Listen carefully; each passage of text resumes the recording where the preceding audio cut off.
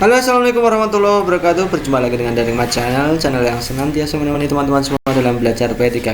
Oke, kali ini sesuai request dari teman-teman ya, dari guru SD minta untuk dibuatkan resume untuk semua materi yang dibahas dalam Daring Mat channel. Oke, kita akan buat resumenya dari part 1 sampai part 5. Nanti kita akan lanjutkan untuk resume berikutnya karena memang waktunya sangat panjang ya teman-teman. Ini soal-soal ini berkaitan dengan pembahasan kompetensi teknis P3K untuk guru SD baik pedagogik maupun profesional. Silakan simak pembahasannya sebagai berikut. Yuk kita mulai saja dari nomor 1. Ada soal seperti ini. Ini agak berat ya ini tentang kita bacakan dulu soalnya. Yudit naik sepeda motor berangkat jam 7 dari Yogyakarta menuju Purwokerto dengan kecepatan rata-rata 40 km per jam. Kemudian 30 menit kemudian Roni menyusul Yudit mengendarai sepeda motor dari kota yang sama dengan kecepatan 60 km per jam.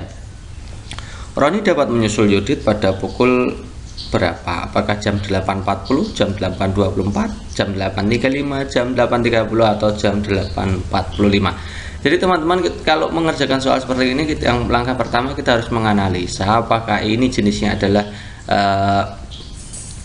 apa itu namanya, susul menyusul. Kejadiannya apakah susul menyusul ataukah berhadapan ya, atau berpapasan. Tuh harus paham ini apakah berpapasan atau susul menyusul. Dan dalam kasus ini itu adalah kasus susul menyusul ya, susul menyusul, di mana Yudit itu berangkat duluan kemudian disusul oleh Roni ya. Jam berapa Roni dapat menyusul Yudit? Nah, untuk mengerjakan soal seperti ini, pertama yang perlu kita analisa yaitu V1. V1 itu apa? V1 itu kecepatan orang yang pertama kali dulu berangkat ya. Orang yang pertama berangkat itu kecepatannya berapa? Nah, dalam kasus ini itu kecepatannya Yudit dulu. Nah, kecepatan Yudit 40 km per jam. Kecepatan V1 itu anggap saja kecepatan orang pertama yang berangkat atau kecepatan yang nilainya lebih kecil gitu ya, paling mudah gitu. Kemudian V2 itu kecepatan yang menyusul, karena menyusul itu berarti lebih cepat, maka nominalnya lebih besar. Kemudian yang ketiga yang teman-teman perlu siapkan adalah yang ini, delta T. Delta T ini adalah selisih waktu keberangkatan ya. Nah, dalam hal ini Yudit dengan Roni itu selisih waktu keberangkatannya berapa jam. Nah, karena di situ tertulis 30 menit, maka kita tulis setengah jam. Jadi satuannya harus jam, tidak boleh dalam satuan menit gitu ya. Karena susul menyusul, maka rumusnya seperti ini teman-teman. Susul menyusul rumusnya T2 sama dengan V1 delta T per V2 dikurangi V1. Ini teman-teman harus hafalkan. Ada berpapasan dengan waktu sama, ada berpapasan dengan waktu berbeda, ada susul menyusul. Itu ya, ada 3 itu yang perlu teman-teman hafalkan. Ini khusus untuk yang susul menyusul. Ya, susul menyusul rumusnya T2 sama dengan V1 delta T per V2 dikurangi V1. Nah, kita kerjakan. Kita masukkan angkanya. Jadi 40 kali setengah per 60 dikurangi 40. 40 dikalikan setengah itu kan 20 ya teman-teman ya. 60 dikurangi 40 juga 20, maka 20 per 20 per 20 itu artinya 20 kita bagi dengan 20 hasilnya 1. Nah, berarti 1 jam. Jadi waktu T2 tadi berarti waktu orang kedua ya. Waktu orang kedua menyusul itu selama 1 jam ya. Waktu orang kedua bisa menyusul orang pertama itu 1 jam. Nah, orang kedua tadi berarti Roni bisa menyusul Yudit gitu ya. Nah, waktu Roni menyusul berarti kan waktu keberangkatan Roni ditambah selisih waktu untuk menyusulnya ya kan. Waktu berangkat Roni jam berapa? Karena Roni itu berangkatnya 30 menit setelah jam 7, berarti jam 7.30 ditambah waktu yang dibutuhkan Roni menyusul 1 jam kan gitu ya. Waktu berangkat Roni itu jam 7.30 ditambah waktu yang dibutuhkan Roni untuk menyusul Yudit itu 1 jam, berarti jam 7.30 ditambah 1 ketemunya adalah jam 8.30. Nah, jadi jawaban yang tepat adalah jam 8.30. Next berikutnya, Untuk membantu peserta didik mencapai target pembelajaran, pada umumnya guru mengajarkan materi pelajaran dari yang sederhana ke kompleks, kemudian memberikan soal-soal dari yang mudah ke sulit. Hal itu antara lain merupakan implikasi pendidikan dari hukum perkembangan yang apa? Apakah dapat mempercepat proses belajar? Apakah B dilaksanakan sesuai dengan sarana belajar? Apakah C berlangsung secara bertahap? Apakah D berawal dari diferensiasi dan berakhir dari integrasi? Kemudian yang E berlangsung sesuai dengan iramanya. Kita pernah sudah bahas ya. Kita sudah pernah bahas pada pedagogik. Silakan teman-teman hafalkan yang pedagogik dari video pedagogik 1 sampai ke 7. Itu semuanya di sini sudah ada ya. Maka kita langsung saja, tidak usah kita mengulas lebih dalamnya. Ambil saja ya, hukum perkembangan yang kedua itu namanya proses perkembangan secara bertahap atau progresif, sistematik, berkesinambungan. Itu implikasinya seperti apa? Program kurikulum pembelajaran disusun secara bertahap, dari sederhana kompleks, dari yang mudah ke sukar. Dari sistem belajar mengajar diorganisasikan agar terlaksana prinsip master learning atau belajar tuntas dan continuous progress atau kemajuan berkelanjutan. Ini berarti masuknya di proses perkembangan itu berlangsung secara bertahap. Nih ya. Lengkapnya ada di video sebelumnya ya teman-teman. Silahkan video dari pedagogik teman-teman pelajari lagi. Ya, nanti di situ kita sudah berikan pembahasan fullnya. Oke, nomor berikutnya. Ini kita bahas nomor 3. Pak Budi memberikan soal untuk dikerjakan oleh peserta didik. Ketika Pak Budi meminta peserta didik untuk mengerjakannya di depan kelas, tidak ada seorang peserta didik pun yang berani maju ke depan kelas. Akhirnya Pak Budi menunjuk seorang peserta didik, tapi peserta didik tersebut juga tidak mau dengan alasan tidak bisa. Respon yang dilakukan oleh Pak Budi lakukan terhadap peserta didik tersebut adalah, A. Ayo jangan takut, coba saja dulu kerjakan depan, nanti Bapak bimbing mengerjakannya. B. Baik, kalau begitu mari kita bersama-sama perhatikan penjelasan Bapak. Oke. C. Kalian ini bagaimana? Masa tidak ada satupun yang bisa? Makanya perhatikan kalau guru sedang menerangkan. D. Silahkan kerjakan depan. Coba baca kembali soalnya dengan cermat, pelajari kembali contoh soal yang sudah saya terangkan. D. Cepat kerjakan di depan, baca kembali soalnya dengan cermat, pelajari kembali contoh-contoh yang sudah diterapkan. Nah teman-teman, pada kasus ini adalah kasus tentang bagaimana komunikasi ya, bagaimana komunikasi secara santun terhadap peserta didik apabila terjadi suatu problem atau masalah atau sesuatu gitu ya. Jadi berkomunikasi secara santun itu contohnya begini teman-teman. Guru harus bisa bijaksana. Mungkin dengan cara membujuk atau memberikan motivasi siswa dengan tuturan yang membuat siswa itu percaya diri. Nah ini kan cocok dengan kasusnya ya. Dan berani mencoba mengerjakan walaupun tidak yakin jawabannya benar. Ini kita harus berikan motivasi ya kepada peserta didik. Dengan cara apa? Membujuk gitu ya. Guru sebaiknya bertutur, misalkan ini, Andi silahkan mencoba, Ibu percaya Andi bisa, nanti akan Ibu bantu. Nah ini contoh kasus yang berkomunikasi secara santun. Jadi yang sesuai opsi A sampai E ini yang berkomunikasi secara santun yang mana? Tentu saja jawabannya yang paling cocok yang A ini ya. Ayo jangan takut, coba saja dulu kerjakan, nanti Bapak bimbing mengerjakannya, nanti kan cocok ya. Kalau yang B itu berarti tidak memberikan motivasi, tidak membujuk ya, tidak yakin apakah siswanya bisa mengerjakan atau tidak itu ya. Kalau yang C itu tidak santun yang jelas ya, yang jelas tidak santun. Kemudian yang D ini juga tidak santun juga, yang ini underestimate ya. Yang E juga sama gitu ya. Jadi jawaban yang paling tepat adalah yang A, yang memberikan motivasi atau membujuk agar siswa itu berani gitu. Next berikutnya, perhatikan hal berikut: belajar teknis, belajar praktis, belajar aktif, belajar emansipatoris, belajar konsep, belajar keseimbangan, belajar terpadu. Ini yang merupakan tipe belajar menurut Harbanas ditunjukkan dengan nomor berapa. Nah teman-teman, ini saya berkali-kali agak repot ya dengan apa itu namanya pertanyaan tentang Harbanas. Pada secara teori Harbanas itu hanya mengeluarkan 3 teman-teman ya.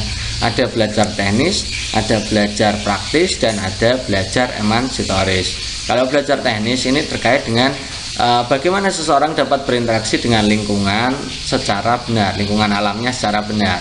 Nah, contoh-contohnya adalah pembelajaran ilmu-ilmu alam, ilmu sains ya. Itu belajar teknis. Kalau belajar praktis itu adalah belajar bagaimana seseorang dapat berinteraksi dengan lingkungan sosialnya. Jadi kalau belajar teknis itu lingkungan alamnya, kalau belajar praktis lingkungan sosialnya. Lebih mengutamakan terjadinya interaksi yang harmonis antara sesama manusia. Contohnya ilmunya ya ilmu sosial ya, ilmu sosiologi, komunikasi, psikologi, antropologi, dan semacamnya. Kemudian belajar emansipatoris ya, emancipatory learning itu kalau bahasa Inggrisnya. Bagaimana belajar emansipatoris menekankan upaya agar seseorang mencapai suatu pemahaman dan kesadaran yang tinggi akan terjadinya perubahan, atau dalam kata lain informasi budaya dalam lingkungan sosialnya. Itu ada 3 itu. Menurut Harbanas ada 3. Nah, kalau di situ pilihannya opsinya ada 4, bagaimana? Ya kita ambil yang 3-3-nya ada gitu aja ya. Jadi belajar teknis ada, belajar praktis ada, dan belajar emansipatoris. Jadi opsinya harus memuat 1, 2, 4. Yang memuat 1, 2, 4 yang mana? Nah, ini jawabannya yang A. Next, nomor berikutnya. Jika Firman mengerjakan latihan soal matematika, maka Firman siap untuk ikut tes. Nah, jika Firman siap untuk ikut tes, maka Anton akan belajar bersama Firman. Anton tidak belajar bersama Firman. Kesimpulannya bagaimana? Apakah Firman tidak ikut tes? Firman tidak mengerjakan soal matematika? Firman ikut tes? Anton belajar bersama Firman atau Firman mengerjakan latihan soal matematika? Coba kita amati. Ini berarti ada 3 kalimat, kita disuruh menyusun 3 kalimat itu menyimpulkan ya, teman-teman sudah belajar banyak di Skolastika bagaimana cara menyimpulkannya. Ada silogisme, ada ponen, ada toleransi ya. Nah, dalam kasus ini bagaimana cara mengerjakannya? Coba kita simak ya. Nah, kalau ada 3 pernyataan, teman-teman ambil 2 dulu, simpulkan, kemudian baru yang ketiga gitu ya. Contohnya ini. Jika Firman mengerjakan latihan soal matematika, maka Firman siap ikut tes. Berarti Firman mengerjakan latihan soal matematika, kita anggap kalimat P. Maka kemudian yang Firman siap untuk ikut tes itu kita anggap kalimat Q. Kalimat P, kalimat Q gitu ya. Kemudian jika Firman siap ikut tes, maka Anton akan belajar bersama Firman. Firman siap ikut tes tadi apa? Oh, ini Q berarti ya. Anton akan belajar bersama Firman. Ini beda lagi kalimatnya, maka ini R. Ada PQ, ada QR, maka kita mengingat yang namanya silogisme. Kalau ada PQ, QR, maka kesimpulannya pasti PR. Jadi kesimpulannya adalah jika Firman mengerjakan latihan soal matematika, maka Anton akan belajar bersama Firman. Nah, ini tadi adalah P, ini R. Ini kesimpulan dari kalimat 1 dan 2. Kemudian kita tuliskan di bawahnya kalimat ketiga. Anton tidak belajar bersama Firman. Coba dilihat. Kalau Anton belajar bersama Firman tadi R, berarti kalau tidak belajar bersama Firman berarti ini lawannya dari R atau negasi R gitu ya. Negasi R. Kalau ada PR, kemudian yang kedua negasi R, maka kita ingat modus tolen ya, tolennya kalau ada P maka R, yang kedua negasi R, maka kesimpulannya pasti negasi P. Nah, P nya adalah Firman mengerjakan latihan soal matematika, berarti lawannya apa? Firman tidak mengerjakan latihan soal matematika. Jadi jawabannya ini ya, ini negasi P nya. Oke, berarti kita jawab ini tadi jawabannya berarti yang ini, Firman tidak mengerjakan latihan soal matematika. Jawaban yang benar adalah yang B.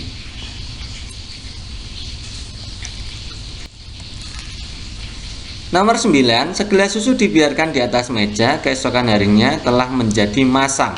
Nah, masamnya susu tersebut termasuk sifat apa?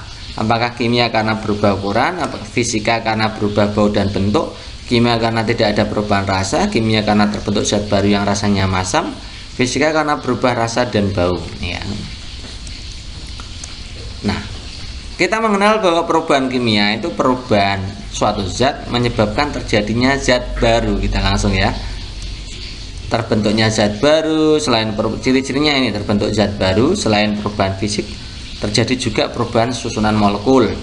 Sifat partikel zat dan molekul berbeda dengan sebelumnya, memiliki sifat irreversible atau tidak bisa dipulihkan kembali. Yang kelima, bisa terjadi karena suatu proses pembakaran, pengaratan, pembusukan. Nah, pemasakan, pengensiman. Ini proses terjadinya bisa pembakaran, pengaratan, pembusukan, pemasakan, pengensiman. Coba kita lihat ini. Menjadi masam dalam hari ini adalah busuk ya. Jadi ini termasuk jenis pembusukan. Karena pembusukan maka ini pasti jawabannya adalah perubahan kimia ya. Perubahan kimia, maka jawaban yang B itu salah, yang E salah ya. Nah, perubahan kimia yang dimaksud ini yang ini berubah ukuran, ini bukan berarti perubahan rasa, juga bukan, karena sifat dari perubahan kimia itu yang ini, terbentuk zat baru, rasanya masam gitu ya. Oke, nomor 9 itu. Next, nomor berikutnya kita bahas yang matematika, nomor 48. Perhatikan garis yang melalui persamaan garis yang melalui titik negatif 4,3 dan 1,-3 berapa? Opsinya dilihat itu ya, negatif 6x tambah 5y sama dengan negatif 9, negatif 6x tambah 5y sama dengan 9, 6x tambah 5y sama dengan negatif 9, 6x tambah 5y sama dengan 9, 6x dikurangi 5y sama dengan negatif 9. Bagaimana cara menentukan persamaan garis melalui dua titik? Yuk kita simak. Pertama, tuliskan dulu titik-titiknya itu ya. Oke, setelah itu bagaimana teman-teman? Kita misalkan titik-titiknya dengan x1, y1 dan x2, y2. Kemudian yang ketiga langkahnya bagaimana? Kita tuliskan persamaannya seperti ini. Y dikurangi y1 sama dengan y2 dikurangi y1 per x2 dikurangi x1, kemudian x dikurangi x1. Kita masukkan angkanya, masukkan x1, y1, x2, y2. Jadi tulisannya begini. Y dikurangi Y1 nya kan 3, Y dikurangi 3 sama dengan negatif 3 dikurangi 3, 1 dikurangi negatif 4, dan kemudian X dikurangi negatif 4. Kalau disederhanakan menjadi begini, negatif 3 dikurangi 3 kan negatif 6, 1 dikurangi negatif 4 kan 5, kan gitu ya. Negatif-negatif jadi positif, jadi X plus 4. Nah, kemudian setelah ini bagaimana? Kita pindahkan 5 yang bawah itu ya, 5 ini ke sebelah kiri, jadi 5 dikalikan karena per itu pindah ruas jadi kali. 5 kali Y dikurangi 3 sama dengan negatif 6 X ditambah 4. Nah, kita distribusikan, kalikan masing-masing teman-teman. 5 Y dikurangi 15, 15 itu 5 kali 3 ya kan. Kemudian negatif 6 X dikurangi negatif 6 kali 4 kan negatif 24 ya, nanti dikurangi 24 kan gitu ya. Setelah ini bagaimana? Yang permintaannya di opsi pilihan gandanya urutannya adalah X, Y, angka. Ya, oke.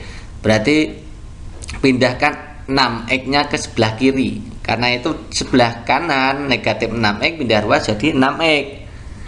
Nah, ditambah 5y karena 5y tidak pindah itu bentuknya positif ya kan. Negatif 15 nya oper ke kanan jadi plus ya. Jadi negatif 24 ditambah 15. Jadi negatif 24 ditambah 15 ketemunya negatif 9. Ketemulah jawabannya adalah 6x ditambah 5y sama dengan negatif 9. Ini jawabannya ya.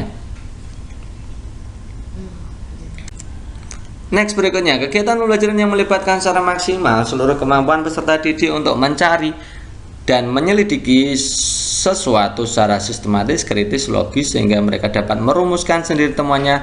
Model yang dapat digunakan dalam kegiatan pembelajaran di atas adalah apakah problem based learning, project based learning, integrated learning, discovery learning, atau inquiry learning. Kita harus memahami ini ya, kalau discovery learning itu Artinya mengajak peserta didik dalam mengidentifikasi masalah, melakukan pengumpulan data, pengolahan data, memberikan pembuktian. Ya, saya kasih hitam ini ciri khas dari discovery learning itu model penemuan tapi sampai ke tahap pembuktian dan penarikan kesimpulan. Itu discovery learning. Itu ya. Yang kedua, problem based learning. Ini model pembelajaran menggunakan berbagai kemampuan berpikir peserta didik individu maupun kelompok untuk mengatasi permasalahan sehingga bermakna relevan dan kontekstual. Ini yang saya cetak tebal itu sebagai ciri. Jadi ciri dari problem based learning itu bentuknya adalah mengatasi masalah, masalahnya adalah masalah kontekstual. Yang ketiga, project based learning. Ini peserta didik menyusun rencana pembuatan proyek pemecahan masalah. Ada pembagian tugas, persiapan alat bahan media yang dibutuhkan peserta didik, melakukan pembuatan proyek sesuai jadwal, mencatat setiap tahapan, mendiskusikan masalah yang muncul selama penyelesaian proyek. Ini namanya project based learning. Ini juga menyusun menyelesaikan masalah, tapi ada langkah menyusun rencana, ada jadwal. Itu ya teman-teman ya. Kemudian kalau inquiry learning ini juga model pembelajaran penemuan sebagaimana discovery learning, tapi bedanya kalau discovery learning itu cirinya sampai ke tahap pembuktian dan penarikan kesimpulan. Kalau inquiry learning ini merumuskan sendiri, ada time waktu yang singkat. Ya, di inquiry learning itu biasanya ada waktu yang singkat. Jawaban yang tepat tadi berarti kalau merumuskan sendiri temuannya berarti masuknya di inquiry learning. Berikutnya, tujuan penggunaan katrol tetap adalah untuk mempermudah melakukan usaha dengan cara apakah memindahkan energi, menambahkan kecepatan, mengubah arah gaya, mengurangi kecepatan, mengubah energi. Jadi tujuan dari katrol itu hanya mengubah arah gaya teman-teman, mengubah arah gaya. Keuntungannya kalau katrol tetap hanya mengubah arah gaya. 41. Nah, kita 41. Keterampilan berpikir tingkat tinggi memiliki beberapa aspek. Nah, pemahaman bahwa keterampilan untuk dapat memecahkan masalah yang muncul pada kehidupan sehari-hari merupakan bagian dari aspek keterampilan berpikir tingkat tinggi sebagai apa?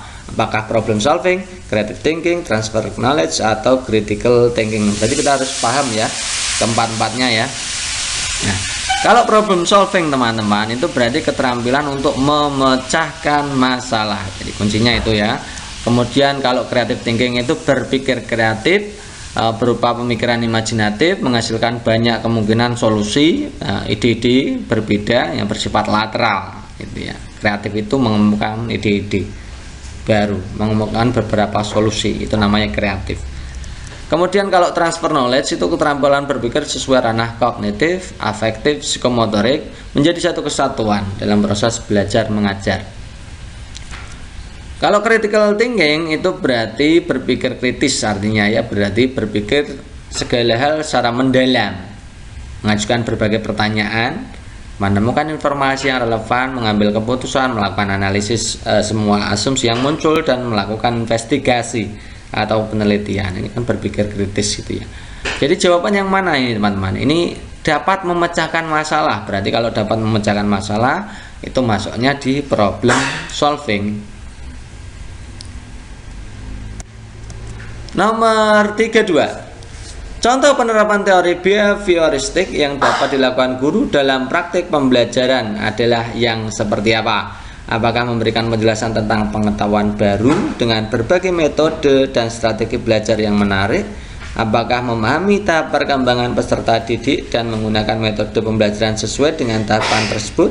Apakah C membimbing peserta didik dalam memperoleh pengetahuan baru agar dapat menambah kemampuan peserta didik? Ataukah D memberikan kegiatan yang merangsang keingintahuan peserta didik dan membantu mereka mengekspresikan gagasannya? Apakah E memberikan stimulus kepada peserta didik berupa penataan lingkungan belajar? Oke, berarti harus paham ini ya.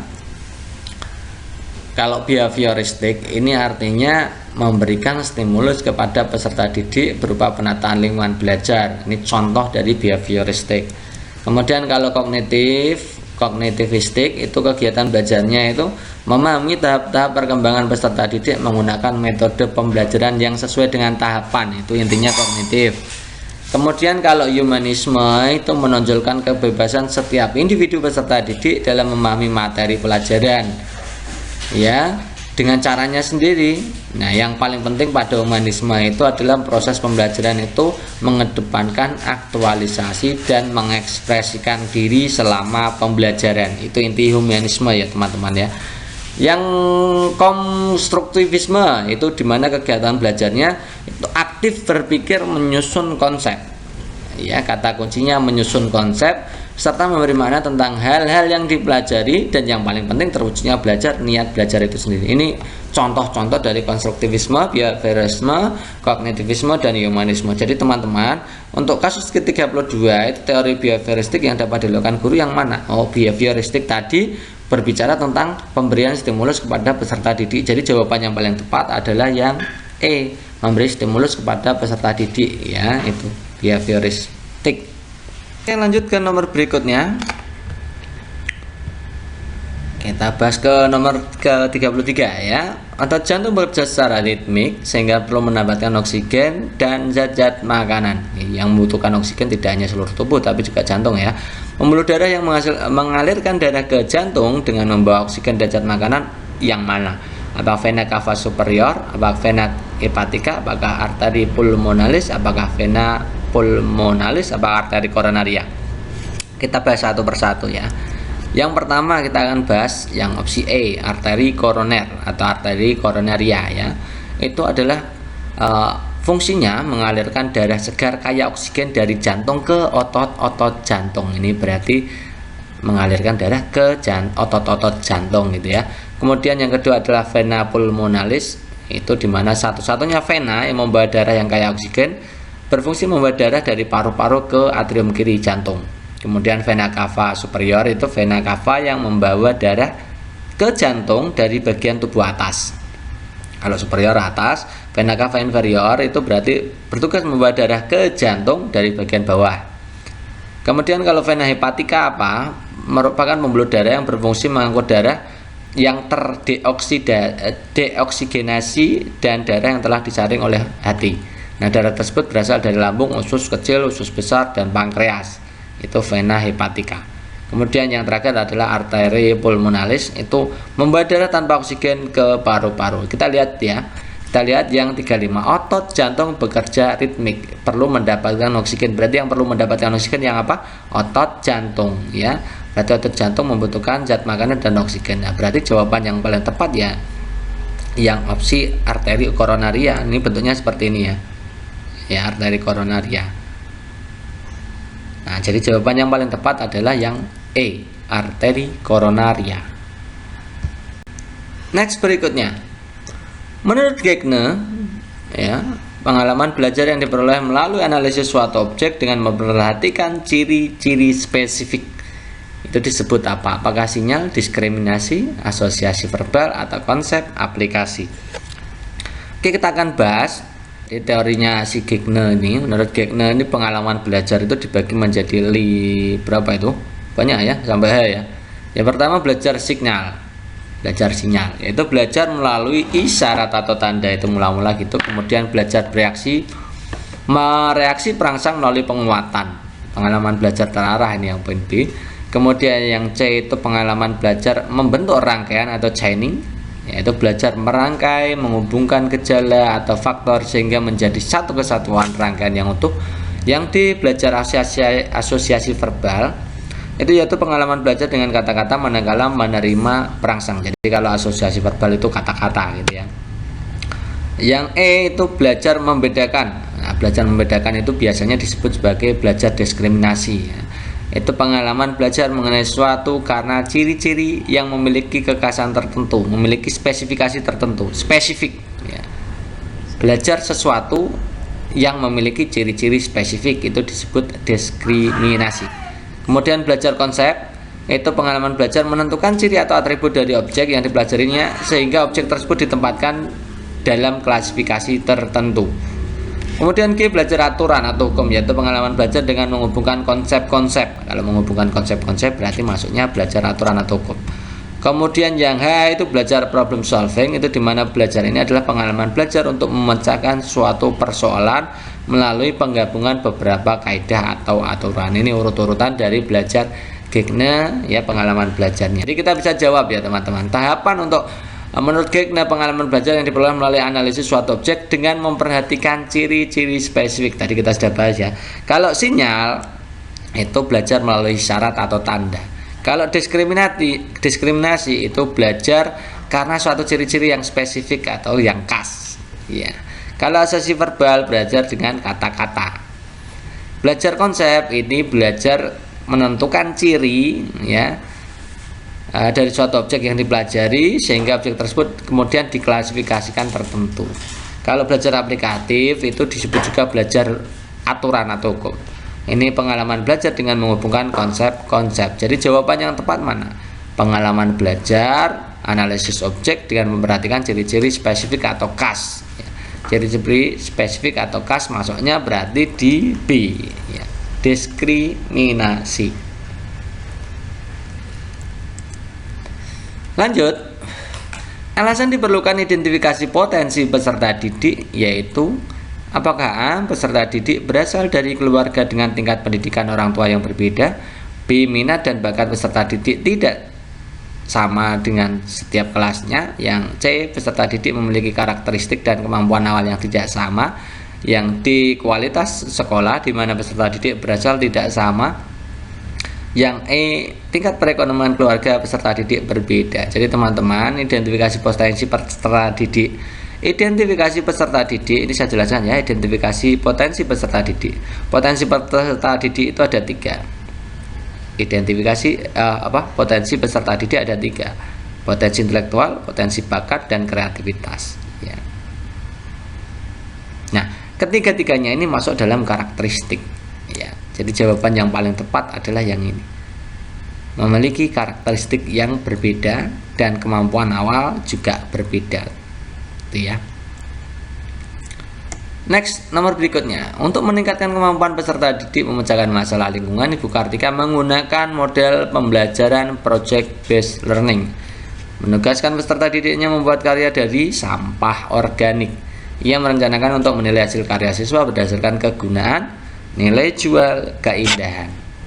Nah, teknik penilaian apakah yang sebaiknya dilakukan? Apakah lisan, observasi, penilaian produk, portofolio, atau penilaian praktek. Nah, kita analisis ya.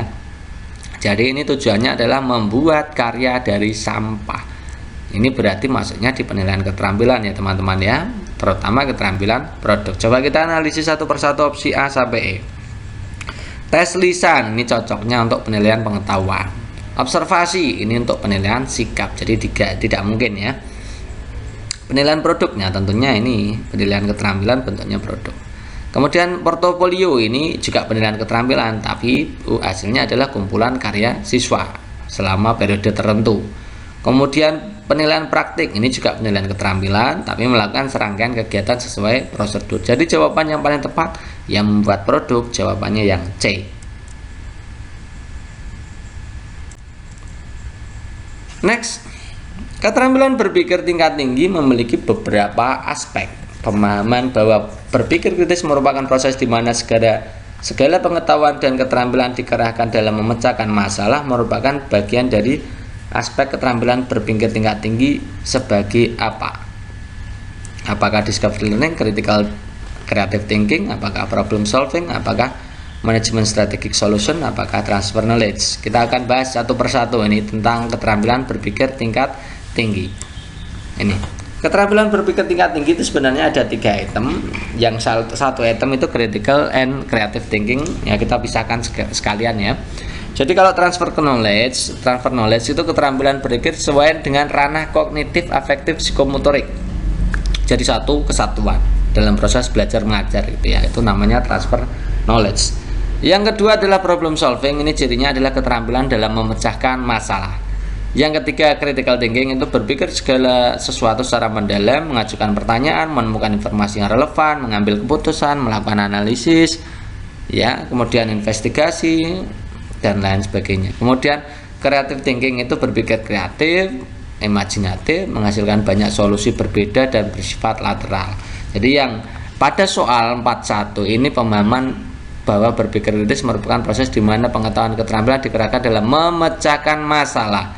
Jadi memecahkan masalah masuknya di problem solving. Next berikutnya, teori belajar yang mengutamakan perubahan tingkah laku pada individu belajar dengan mengutamakan hubungan stimulus respon. Nah, kita tadi sudah belajar ya. Yang pertama, behavioristik ini tentang stimulus respon ya. Memperhatikan respon peserta didik, ini juga behavioristik. Kalau kognitivistik itu kegiatan belajar di mana memahami tahap-tahap perkembangan peserta didik dengan menggunakan metode pembelajaran sesuai tahapan tersebut. Kalau humanistik atau humanisme itu menonjolkan kebebasan PD memahami materi pelajaran atau pengetahuan baru dengan caranya sendiri. Yang paling penting itu menekankan aktualisasi dan ekspresi diri. Itu humanisme ya. Kalau konstruktivistik itu kegiatan belajar di mana aktif berpikir menyusun konsep. Nih kata dasarnya adalah menyusun konsep. Ya. Oke. Yang paling penting adalah terwujudnya belajar niat peserta didik itu. Jadi yang cocok untuk pembelajaran yang stimulus respon berarti masuknya di pembelajaran behavioristik.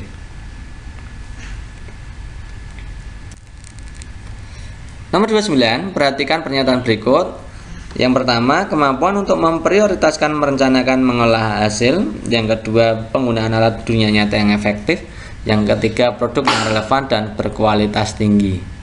Nah, kemudian sebagai bagian dari keterampilan Engage abad ke-22, ya ini abad 21 ya. Pernyataan tersebut merupakan ciri-ciri dari effective communication, efficiency learning, inventive thinking, digital excel literasi atau high productivity. Nah, kita sudah pernah bahas ini kelihatan. Jadi keterampilan abad 21 ini ada 4 bagian. Yang pertama adalah digital age literasi atau era digital. Itu contohnya literasi ilmiah, matematika, teknologi dasar, literasi visual, informasi, literasi budaya dan kesadaran global. Kemudian inventive thinking itu berpikir inventif, itu adaptability atau kemampuan mengelola kompleksitas, keinginan tahuan atau kreativitas dalam pengambilan resiko, berpikir tingkat tinggi dan alasan yang masuk akal. Kemudian kalau efektif komunikasi itu keterampilan kolaborasi interpersonal, tanggung jawab pribadi dan komunikasi interaktif. Yang ketiga high productivity itu kemampuan memprioritaskan, merencanakan, mengelolakan hasil, menggunakan alat dunia nyata yang efektif, produk yang relevan dan berkualitas tinggi. Jadi kita bisa jawab untuk soal ini berarti masuknya adalah di high productivity. Jawaban yang benar adalah yang E. Next berikutnya, pada suatu proses pembelajaran yang kebetulan hari itu bertepatan dengan peringatan Hari Sumpah Pemuda, guru sebelumnya telah mengimbau kepada peserta didik untuk mengenakan busana daerah yang masing-masing. Nah, tindakan guru tersebut memperhatikan karakteristik peserta didik, terutama aspek apakah minat, moral, status sosial, etnis, atau motivasi. Kita akan bahas satu persatu ya.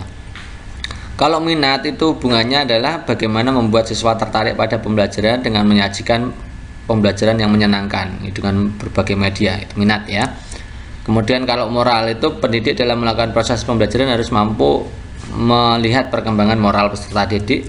Kalau status sosial itu jangan sampai membeda-bedakan atau diskriminatif terhadap pelayanan pembelajaran ya, ini karena memang banyak sekali status sosial yang berbeda ya, latar belakang ekonomi, kedudukan, jabatan dan lain-lain ya, itu namanya status sosial. Kemudian yang etnis itu menggunakan bahasa yang dapat dimengerti oleh peserta didik, memberikan contoh-contoh dalam memperjelas tema yang sedang dibahasnya, juga contoh yang dapat dimengerti atau dipahami. Ini contohnya, ini menggunakan bahasa karena berbeda-beda ya etnisnya. Kemudian kalau motivasi itu menginformasikan pentingnya manfaat, kemudian menginformasikan tujuan yang dicapai dalam proses pembelajaran, memberikan humor, menggunakan media pembelajaran, memberikan reward, hadiah, pujian, memberikan semangat, itu motivasi. Pada soal ini tentang peringatan Sumpah Pemuda tapi mengenakan busana daerah. Busana daerah ini ya sama dengan etnis ya. Etnis menggunakan bahasa, ini menggunakan busana itu sama. Jadi jawaban yang tepat adalah etnis.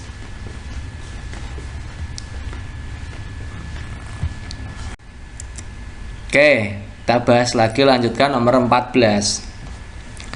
Penilaian dalam dimensi belajar yang dikembangkan dalam membantu peserta didik mengembangkan perasaan yang diterima baik oleh guru maupun teman sebayanya, percaya diri dan sikap menerima orang lain di kelas adalah titik-titik. Apakah menggunakan pengetahuan secara bermakna, apakah sikap dan persepsi, apakah memperluas dan menyaring pengetahuan, memperoleh dan mengintegrasikan pengetahuan, atau habit of mind atau perilaku berpikir. Jadi kita sebelum bahas nomor 14 ini kita harus paham satu persatu ya. Menurut Marzano dan Pickering ya tahun 1997 itu terdapat 5 dimensi belajar. Nah, ini ada dimensi belajar, ada peran guru dalam dimensi belajar. Yang pertama, sikap dan persepsi. Ini perannya bagaimana? Membantu peserta didik mengembangkan sikap dan persepsi positif tentang iklim belajar di kelas. Perasaan diterima baik oleh guru maupun teman sebaya, percaya diri dan sikap menerima orang lain. Membantu peserta didik mengembangkan sikap dan persepsi positif tentang tugas-tugas belajar. Contohnya, menerima tugas sebagai suatu yang menarik, bernilai, mempercayai kemampuan untuk menyelesaikan tugas, memahami tugas dengan jelas. Ini masuk di sikap dan persepsi. Yang kedua, memperoleh dan mengintegrasikan pengetahuan. Ini contoh kegiatannya membantu peserta didik memperoleh pengetahuan deklaratif. Contohnya bagaimana? Mengkonstruksi makna pengetahuan deklaratif, mengorganisasikan pengetahuan deklaratif, menyimpan pengetahuan deklaratif. Yang kedua, membantu peserta didik memperoleh pengetahuan prosedural. Contohnya, mengkonstruk model pengetahuan prosedural, mempertajam pengetahuan prosedural, mengintegrasikan pengetahuan prosedural. Ini contohnya. Kemudian yang ketiga, memperluas menyaring pengetahuan. Ini membantu peserta didik mengembangkan proses penalaran kompleks. Contohnya membandingkan, mengklasifikasikan, mengabstrasikan, menalar induktif, penalaran deduktif, mengkonstruksi, menganalisis kesalahan, menganalisis perspektif. Ini contoh memperluas dan menyaring pengetahuan. Berikutnya menggunakan pengetahuan secara bermakna. Ini contoh kegiatannya membantu peserta didik mengembangkan proses penalaran kompleks. Ini ya. Sama dengan seperti yang atasnya, tapi ini membuat keputusan, memecahkan masalah, invention, penemuan eksperimental, investigasi, kemudian analisis sistem. Ini menggunakan pengetahuan secara bermakna. Kemudian yang terakhir adalah habit of mind atau perilaku berpikir. Ini membantu peserta didik mengembangkan perilaku berpikir produktif, mendorong dimensi perilaku berpikir, misalkan berpikir kritis, memelihara keakuratan, melihat kejelasan, berpikir terbuka, menekankan sikap impulsif, menempatkan diri pada situasi, merespons secara tepat, perasaan dan tingkah. Nah, jadi kita bisa menjawab nomor 14 ini.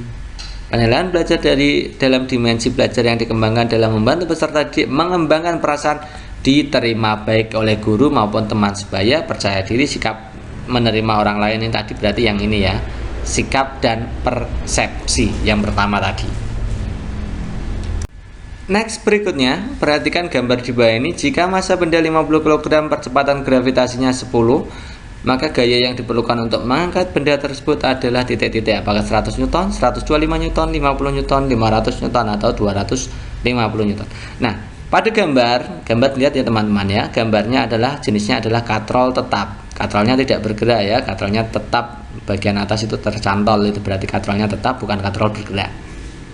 Oke, bagaimana kalau pada situasi katrol tetap, di mana katrol tetap itu gaya dan berat, beban dan kuasanya itu ya, itu sama.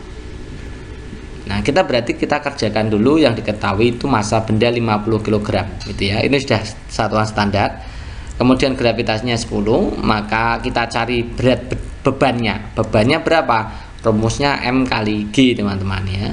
Massa kali gravitasi berarti 50 kali 10, jawabannya 500 Newton ya. Itu berat bebannya. Nah, karena ini adalah katrol tetap, maka kuasa atau gaya kuasa yang dikeluarkan itu nilainya sama. Yang berbeda apa? Arah gayanya saja, tapi nilainya sama. Ya, karena nilainya sama maka berlaku beban sama dengan gaya kuasanya. Nah, berarti gaya kuasanya berapa? Ya setara dengan beban. Bebannya 500 Newton, maka gaya kuasanya juga 500 Newton. Jadi jawaban yang tepat adalah yang D. Next, berikutnya gambar di bawah ini adalah persegi ajaib dengan operasi penjumlahan. Nilai A, B, sehingga penjumlahan baris, kolom, dan diagonalnya sama bagaimana? 40, negatif 8, negatif 20, negatif 68, negatif 39, 12, 39, negatif 12, 42, negatif 7. Oke, kita akan bahas ya. Kita lihat yang ini dulu. Karena yang horizontal dan vertikal atau yang baris dan yang kolom itu kan sama nilainya. Ini kita jumlahkan 11 28 B. Berarti kalau kita jumlahkan ya ini 11 tambah 28 tambah B, itu kan nilainya sama dengan ini, yang ini ke atas. A tambah 11 tambah negatif 21 kan gitu ya. Nah, kalau kita hitung berarti ini kan 39 tambah B. Yang ini A dikurangi 10 dah. Plus 11 dikurangi 21 kan negatif 10, ya kan? Kemudian berarti kita overkan ya, kita pindahkan ruas B-nya, kan B-nya di sebelah kiri ke sebelah kanan. Kemudian negatif 10 kita pindahkan ke sebelah kiri. Ya, negatif 10 pindah jadi positif 10 kan gini ya. B-nya pindah ke kanan jadi negatif, negatif 10 pindah ke kiri jadi positif. Jadi ini 49.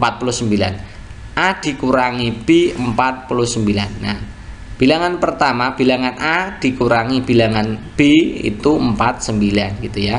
Nah, kita lihat yang opsi A, bilangan A itu yang depan.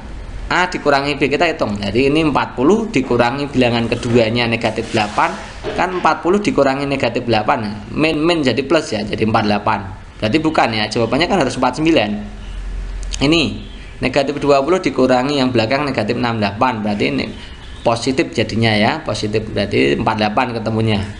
Ya bukan lagi. Yang C, negatif 39 dikurangi 12 berarti negatif 51 juga bukan. Yang D 51 juga bukan. Yang E 42 dikurangi negatif 7 jawabannya 49. Nah, ini yang paling pas. Jadi A dikurangi B nya 49. Jawabannya paling tepat harusnya adalah yang E.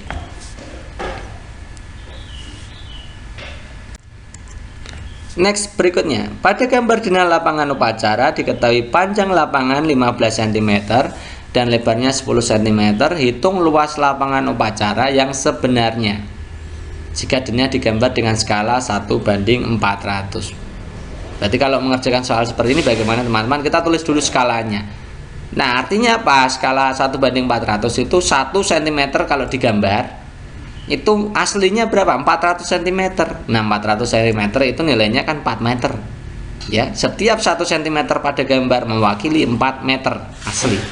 Kita lihat yang panjangnya. Panjangnya kan 15 cm, berarti kalau panjang aslinya berapa? Ya kalikan aja 4. 15 kali 4 60 meter panjang asli ya.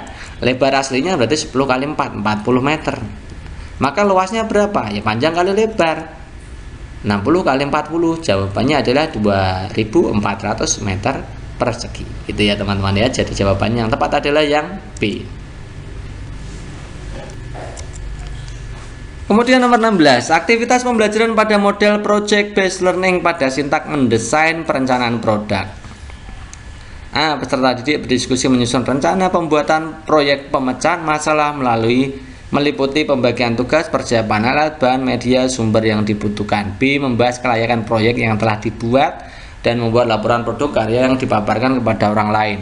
C. Peserta didik menyusun jadwal penyelesaian proyek dengan memperhatikan batas waktu yang ditentukan. D. Peserta didik melakukan pembuatan proyek sesuai jadwal, mencatat setiap tahapan, mendiskusikan masalah yang muncul selama penyelesaian proyek dengan guru. Ini yang termasuk sintak mendesain perencanaan produk yang mana? Nah, kita ingat yang ini ya teman-teman ya. Kalau peserta didik diskusi menyusun rencana pembuatan proyek, pembagian tugas, persiapan alat, ini bagiannya adalah mendesain perencanaan produk. Teman-teman bisa lihat video lengkapnya ada di yang pedagogik itu ya. Video pedagogik 1-7 silahkan teman-teman lihat itu. Kemudian membahas kelayakan proyek, ini masuknya di menguji hasil. Kalau peserta didik menyusun jadwal penyelesaian proyek, penyusunan jadwal ini berarti langkah penyusunan jadwal yang di peserta didik melakukan pembuatan proyek sesuai jadwal, mencatat setiap tahapan, diskusi masalah, ini berarti monitoring ya, monitoring keaktifan dan perkembangan proyek. Jadi mana yang merupakan sintak mendesain perencanaan produk? Jawabannya yang benar adalah yang A. Berikutnya, alam semesta ini terjadi akibat ledakan dari sebuah kumpulan zat yang hebat kemudian pecah-pecah sehingga berkeping dan terbentuk alam semesta dan benda-benda angkasa lainnya. Pernyataan ini merupakan apakah A. Nebular hypothesis, B. Big Bang teori, C. Planetesimal teori, D. Oscillating teori, E. Steady state teori.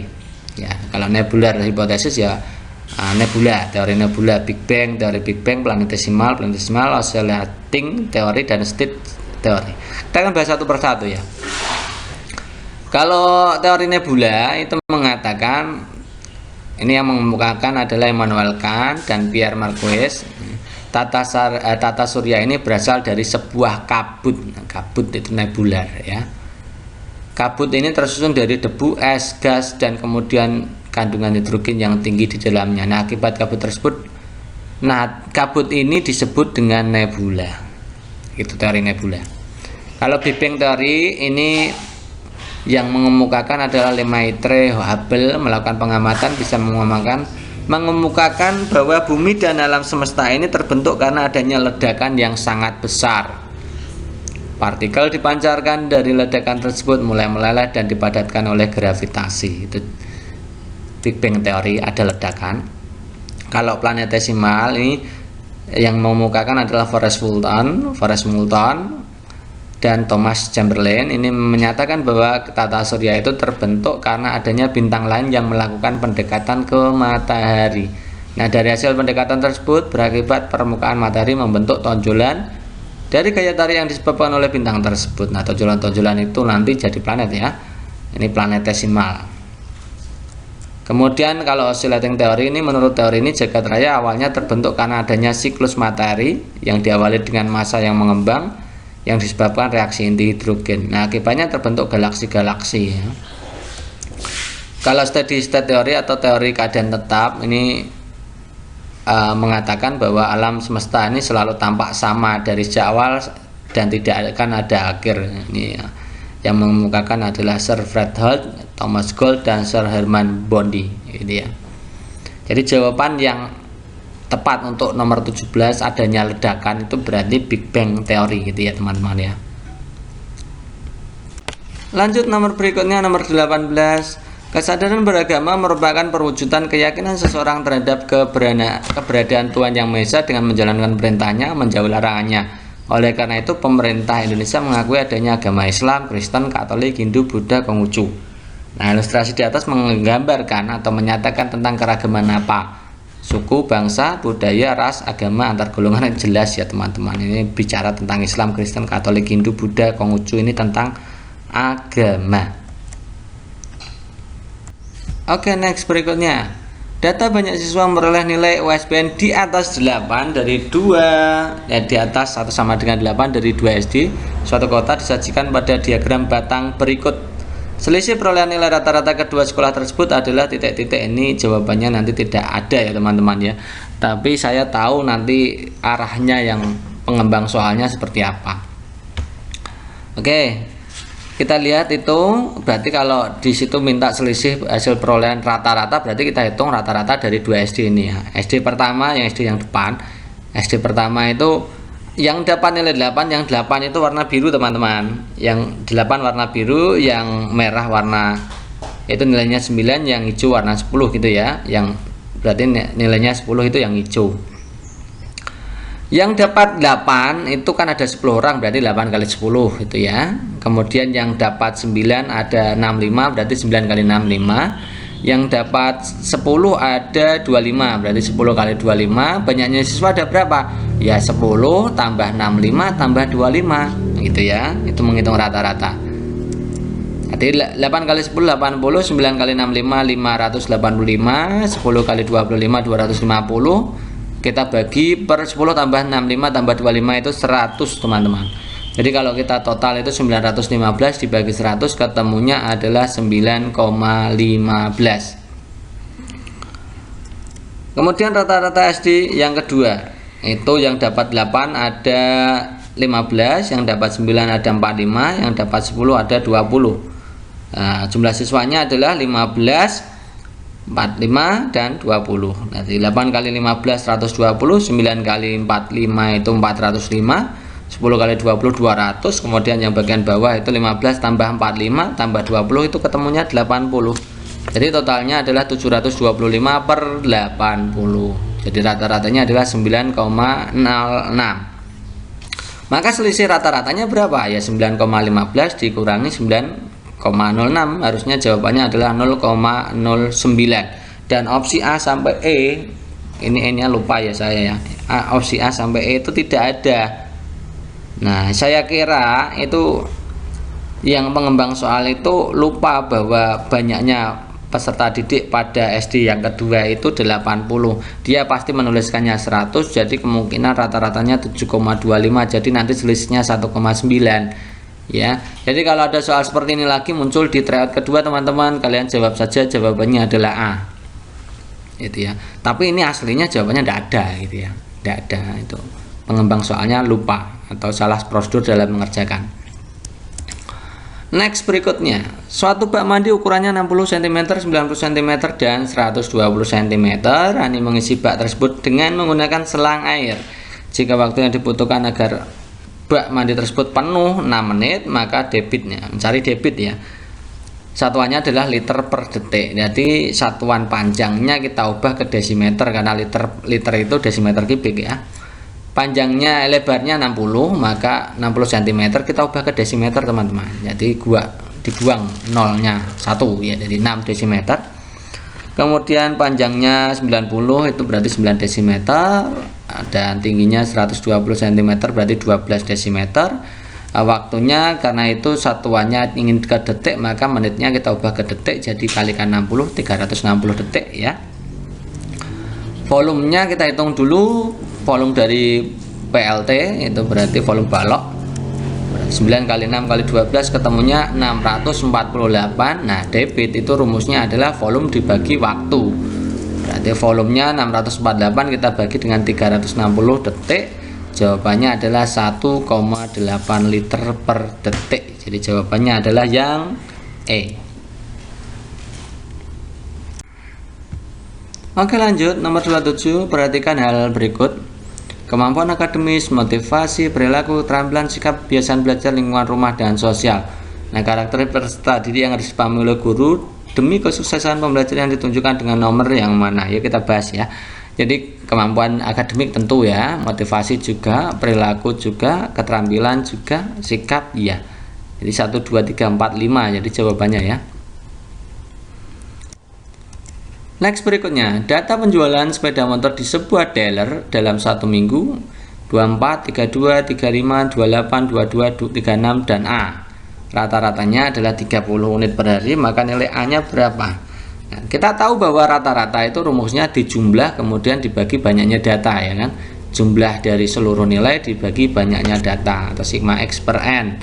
Kita masukkan angkanya ya. Jadi rata-ratanya kan 30. Nah, jumlahnya kan berarti 24 tambah 32 tambah 35 tambah 28 tambah 22 tambah 36 tambah A gitu kan ya. Banyaknya data ada berapa? Banyaknya data itu ada 1, 24, 2, 32, 35, dan ada 7 ya. 1, 2, 3, 4, 5, 6, 7, ada 7. Nah, kita pindahkan sekarang kalau sudah begini. 7 kita pindahkan ke ruas kiri, kan per itu. Pindah ke ruas kiri jadi kali ya, dari 7 kali 30 sama dengan 24 tambah 32 tambah 35, 28, 22, 36 A. 30 kali 7 jawabannya berapa? 210 ya, 210. Nah, 24 tambah 32 tambah 35 tambah 28 tambah 22 ditambah 36 itu ketemunya 177. Ditambah A. Maka A-nya berapa? Ya, 210 dikurangi 177. Ketemunya adalah 33. gitu ya. Next, berikutnya, Dian dan Pinka masing-masing mengambil 2 bangun secara sembarang tanpa sepengetahuan yang lain. Dian dan Pinka menceritakan tentang bangun yang diambil. Cerita Dian, bangun yang di tangan kiri saya tidak memiliki titik sudut dan bangun yang di tangan kanan saya punya 5 titik sudut. Sedangkan cerita Pinka, bangun yang di tangan kiri saya juga tidak memiliki titik sudut dan bangun yang di tangan kanan saya juga punya titik puncak. Nah, bangun yang di tangan kemudian bangun yang diambil oleh Dian yang mana? Yang Dian berarti ceritanya Dian yang apa? Nah, bangun di tangan kiri saya tidak memiliki titik sudut. Jadi bangun yang tidak memiliki titik sudut itu ini teman-teman. Kerucut, bola, tabung. Itu tidak punya titik sudut ya. Kemudian bangun yang punya 5 titik sudut. Nah, 5 titik sudut itu hanya 5 segi 4. Itu titik sudutnya ada 5. Jadi jawabannya yang mana? Ya, yang paling cocok yang mana ini berarti? Yang bangun kedua 5 segi 4 ya, ini pasti yang ini ya. Nih.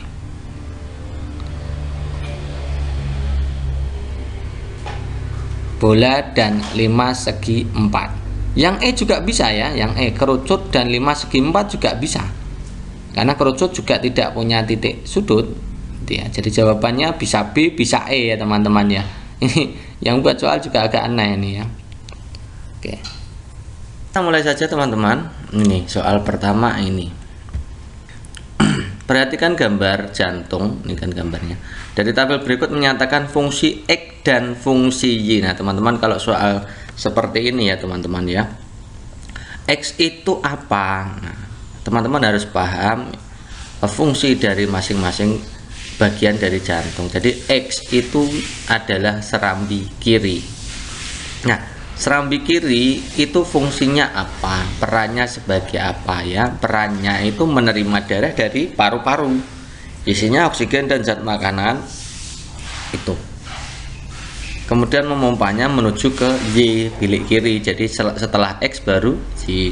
Nah, kalau Y itu namanya berarti bilik kiri. Fungsinya apa? Fungsinya yang memompa darah dari jantung menuju ke seluruh tubuh, Jadi jawaban yang paling tepat yang mana ini teman-teman ya? Kalau yang A fungsi X menerima darah, salah ya. Fungsi X itu menerima darah dari seluruh tubuh, salah. Harusnya menerima darah dari paru-paru. Yang B fungsi X menerima darah dari seluruh tubuh, juga salah. Yang C fungsi X menerima darah dari paru-paru, betul. Fungsi Y memompa darah ke paru-paru, salah ya. Yang memompa darah ke paru-paru itu namanya bilik kanan, ingat ya teman-teman ya. Yang D fungsi X menerima darah dari seluruh tubuh, salah. Yang menerima darah dari seluruh tubuh itu namanya serambi kiri, serambi kanan ya. Fungsi Y memompa darah ke seluruh tubuh, ini itu betul. Jadi jawaban yang paling tepat adalah yang E. X itu menerima darah dari paru-paru, betul, itu serambi kiri.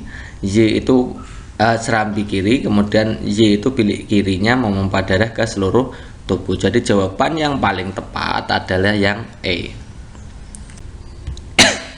Berikutnya teman-teman, pada KD menganalisis hubungan antar sudut sebagai akibat dari dua garis sejajar yang dipotong oleh garis transversal. Materi dan tingkat kognitif pada kompetensi dasar tersebut adalah titik-titik. Apakah hubungan antar sudut dengan tingkat kompetensi C4? B. Hubungan antar sudut dengan tingkat kompetensi kognitif C3. Yang berikutnya hubungan kedua garis sejajar dengan tingkat kognitif C3, sudut-sudut dan kedua garis sejajar dengan tingkat kognitif C4, kemudian hubungan dua garis sejajar dengan tingkat kognitif C4. Oke, mari kita simak pembahasannya teman-teman ya. Kita lihat dulu yang ini, KKO-nya. Kita garis ini. KKO-nya menganalisis kata kerja operasional. Ini namanya KKO ya, kata kerja operasional. Kata kerja operasional menganalisis itu berarti masuknya di tahap berpikir analisis C4. Nah, teman-teman kan kita sudah pernah bahas panjang lebar ya. Teman-teman harus hafal itu isinya C1, C2, C3, KKO-nya yang dihafalkan ya. C1, C2, C3, C4, C5, C6 dihafalkan. Kalau menganalisis itu setara dengan menelaah, setara dengan menghubungkan, membandingkan, itu C4. Oke. Jadi KKO-nya masuk di C4, kemudian materinya dilihat teman-teman. Materi itu setelah KKO, dilihat ini. Hubungan antar sudut. Nah, ini namanya materi. Nah, sebagai akibat dari dua garis sejajar ini ya, ini sebagai penjelasnya. Jadi ini materinya adalah hubungan antar sudut. Nah, mana yang menjelaskan itu? Opsi pilihan gandengnya hubungan antar sudut dengan tingkat kognitif C4. Jadi jawaban yang paling tepat adalah yang opsi ini. Next, berikutnya perhatikan pola berikut. Ada pola 1 itu 1 sama dengan 1. Pola kedua itu penjumlahan 1 dan 3 ketemunya 4. Pola ketiga itu nilainya 9 merupakan hasil penjumlahan 1, 3, 5. Kemudian pola keempat itu 16 dengan adalah merupakan penjumlahan 1, 3, 5, 7. Kemudian pola ke-18 itu hasilnya adalah M merupakan penjumlahan dari 1, 3, 5, 7 tambah titik-titik sampai N. Nah, kita akan menentukan nilai dari M dikurangi 2N berapa. Nah, kita harus tentukan dulu nilai N dan M ya. N itu menyatakan suku ke-18 itu nilainya berapa dari barisan 1, 3, 5, 7 itu loh teman-teman. Suku ke-18 berapa. Kemudian M itu kan dijumlah ya, itu jumlah 18 suku pertama dari deret 1, 3, 5, 7 sampai N tadi gitu ya. Kita tentukan N dulu ya. Jadi ini adalah merupakan barisan aritmatika. Nah, karena barisan aritmatika maka kita tentukan suku pertamanya itu yang paling depan itu angka 1. Kemudian beda selisih antara suku dengan suku di depannya atau suku setelahnya itu kan 2. 1 dan 3 itu selisihnya 2. 3 dan 5 selisihnya 2. 5 dan 7 selisihnya 2 gitu ya teman-teman ya.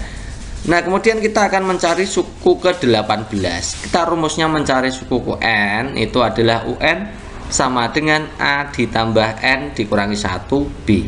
Nah, cari suku ke-18 U18. A nya dimasukkan, A nya kan 1, N nya 18, jadi 18 dikurangi 1, B nya 2 ya kan, B nya 2, lihat atasnya itu ya. Kemudian kita hitung dulu 18 dikurangi 1 nya, 18 kurangi 1 kan 17 dikali 2 kan gitu ya. Sudah, ini kalikan dulu, dari 17 kali 2 kan 34, dari 1 tambah 34 ketemunya 35. Jadi nilai N nya sudah ketemu 35 itu ya. Kemudian mencari jumlah 18 suku pertama yang kedua, itu rumusnya mencari jumlah itu Sn sama dengan setengah N A plus UN. UN itu suku terakhirnya tadi ya, N itu tadi ya. Jadi setengah kali 18, N nya kan 18 ya kan. Kemudian 1 ditambah suku terakhirnya berapa? Nah, tadi kita sudah ketemu 35. Jadi 1 ditambah 35. Suku A itu suku paling depan, UN itu suku paling belakang. Nah, suku paling belakang dari 1, 3, 5, 7 sampai N ya N itu sendiri 35. Jadi 1 tambah 35. Jadi setengah kali 18 itu kan 9. 1 tambah 35 itu 36. Jadi 36 kali 9 ketemunya 324. Jadi jawaban yang paling tepat adalah 324. Maka nilai M dikurangi 2N berapa? M dikurangi 2N. Nah, M nya kan berarti 324 dikurangi 2 kali 35. 2 kali 35 itu kan 70. Jadi 324 dikurangi 70 hasilnya 254. Lanjut ke nomor berikutnya. Keutuhan NKRI dapat terganggu apabila masyarakat bersikap titik-titik. Apakah A membuat golongan untuk kepentingan sendiri, B tidak membeda-bedakan suku-suku, C menghormati satu dengan yang lain, D menghargai pendapat orang lain, E bersatu dalam perbedaan. Ini sikap yang mengganggu keutuhan NKRI ya. Tentu saja jawaban yang paling tepat itu yang A ya. Yang B itu tidak membedakan suku itu berarti bagus, itu menjaga keutuhan NKRI. Yang C menghormati satu dengan yang lain itu juga menjaga keutuhan NKRI. Menghargai pendapat orang lain itu juga menjaga keutuhan NKRI. Yang E bersatu dalam perbedaan juga termasuk sikap yang menjaga keutuhan NKRI. Kalau membuat golongan untuk kepentingan sendiri berarti itu mengganggu keutuhan NKRI. Berikutnya, menurut Gagne ya, ini Gagne ya, pengalaman belajar yang diperoleh melalui analisis suatu objek dengan memperhatikan ciri-ciri spesifik itu namanya apa? Apakah diskriminasi, konsep, asosiasi verbal, sinyal, atau aplikatif? Ini yang perlu ditekankan bahwa pengalaman belajar yang diperoleh melalui analisis suatu objek memperhatikan ciri-ciri spesifik dengan kekhasan tertentu ya, khas, ciri-ciri yang khas spesifik itu. Kita akan bahas satu persatu. Jadi kalau sinyal ya itu artinya belajar menurut isyarat atau tanda, itu belajar sinyal. Oke. Kemudian yang kedua adalah belajar diskriminasi. Artinya mengenal sesuatu karena ciri-ciri spesifiknya, ciri-ciri yang khasnya. Ya. Kalau belajar yang ketiga, belajar asosiasi verbal, itu belajar atau pengalaman belajar dengan kata-kata, verbal dengan kata-kata. Kemudian yang namanya belajar konsep, itu menentukan ciri dari objek yang dipelajari, kemudian objek tersebut ditempatkan dalam klasifikasi tertentu atau pengklasifikasian suatu objek gitu ya. Oke, berikutnya. Kalau aplikatif itu pengalaman belajar dengan menghubungkan konsep-konsep ya, itu namanya aplikatif. Itu namanya juga belajar aturan. Nah, karena di sini adalah menganalisa suatu objek, memperhatikan ciri-ciri khas. Nah, ciri-ciri khas tadi atau ciri-ciri spesifik tadi kita sudah paham ya. Mengenal atau menganalisis suatu objek karena ciri-ciri khas ya. Jadi jawaban yang paling tepat adalah diskriminasi. Berikutnya, peran ekonomi kreatif bagi bangsa Indonesia dalam perdagangan internasional. A. Menjaga kreativitas sumber daya manusia sebagai satu-satunya upaya untuk memperkuat daya saing Indonesia dalam perdagangan internasional. Nah, tentu saja tidak ya. Masa satu-satunya upaya, kan masih banyak kan ya. Termasuk ekonomi non kreatif ya. B. Memberi kesempatan seluas-luasnya kepada pelaku ekonomi kreatif dalam upaya meningkatkan daya saing antar pelaku ekonomi. Ya, ini juga benar. Tapi ini bukan peran ekonomi kreatif ya. Ini peran pemerintah untuk memajukan ekonomi kreatif. Itu ya, beda ya. Kemudian C. Memperkuat daya saing Indonesia dalam arus perdagangan dengan mengembangkan potensi yang dimiliki bangsa. Ini bagus ya, ini baik ya, karena memang peran ekonomi kreatif itu termasuk memperkuat daya saing ya. Yang D. Menjadikan Indonesia bergantung pada kinerja ekonomi kreatif, tidak juga ya, karena Indonesia itu tidak hanya bergantung pada ekonomi kreatif tapi juga ekonomi non kreatif. Yang E. Memberi kesempatan tanpa batas kepada pelaku ekonomi sehingga meningkatkan daya saing antar pelaku ekonomi. Nah, kalau memberi kesempatan tanpa batas itu bukan peran ekonomi kreatif tapi peran kebijakan terhadap ekonomi kreatif. Jadi jawabannya yang paling tepat yang mana? Yang C. Berikutnya, dalam kaidah kebahasaan, penulisan teks non-fiksi haruslah menggunakan kalimat efektif. Nah, di antara salah satu syarat yang harus dipenuhi dalam kalimat efektif adalah kesepadanan. Nah, di bawah ini mana kalimat yang menunjukkan kesepadanan. Nah, jadi untuk jawab ini kita harus paham dulu kalimat efektif. Kalimat efektif adalah kalimat yang dapat mengungkapkan gagasan pemakaiannya secara tepat dan dapat dipahami oleh pendengar. Jadi pemakaiannya itu juga tepat dan juga bisa dipahami oleh pembaca atau pendengarnya. Nah, kalimat efektif dalam hal kesepadanan itu artinya apa? Kalimat itu isi gagasan pengarangnya untuk disampaikan kepada pembaca pendengar dengan menggunakan struktur bahasa dan kesatuan gagasan yang seimbang. Itu namanya kesepadanan. Menggunakan struktur bahasa dan kesatuan gagasan yang seimbang. Dalam kalimatnya memiliki subjek dan predikat yang jelas. Itu ciri dari kesepadanan ya, kalimat efektif dalam hal kesepadanan. Syaratnya adalah memiliki subjek dan predikat yang jelas, subjek dan kata kerja yang jelas. Apabila subjek dan predikatnya tidak jelas, maka akan mengakibatkan kalimat tidak efektif. Menghindari penggunaan kata depan di, pada, dalam sebagai bagai untuk mengenai, menurut, tentang dan lain-lain termasuk hanya ya, agar subjek dan predikatnya menjadi jelas. Kayak gitu ya. Sekarang mulai paham ya. Yang opsi A, hingga. Nah, ini ada kata-kata hingga, ini nanti subjeknya tidak jelas. Subjeknya tidak jelas. Yang pertama itu subjek ya. Hingga saat ini kepala proyek belum. Nah, ini kurang ya. Kemudian yang B, kami sudah lama, kami betul ya, kami sudah lama mengajukan usulan penelitian ini, tetapi kepala proyek belum menyetujuinya. Ini betul. Ini kalimatnya efektif ya. Yang C, kami sudah lama mengajukan usulan penelitian ini, betul, tetapi belum juga ini kan kurang efektif ya, yang tapi kan belum disetujui gitu kan, tidak usah perlu juga, ini tidak usah ya, juganya itu membuat tidak efektif. Yang D, usulan penelitian ini sudah lama diajukan, ini subjeknya yang mana ya, subjeknya tidak jelas, ini tidak jelas, ini tidak jelas. Jadi jawaban yang paling tepat yang menunjukkan kesepadanan yang mana? Yang B. Gitu ya. Next, soal berikutnya, sikap yang menganggap suku bangsa sendiri yang paling baik, akibatnya akan selalu mementingkan suku bangsa sendiri dan mengabaikan kepentingan suku bangsa lain. Disebut apakah ekstremisme, sukuisme, provinsialisme, primordialisme, atau chauvinisme. Kita akan bahas satu persatu ya teman-teman ya definisinya. Kalau sukuisme itu mementingkan suku sendiri, rasa cinta berlebihan terhadap suku bangsa sendiri.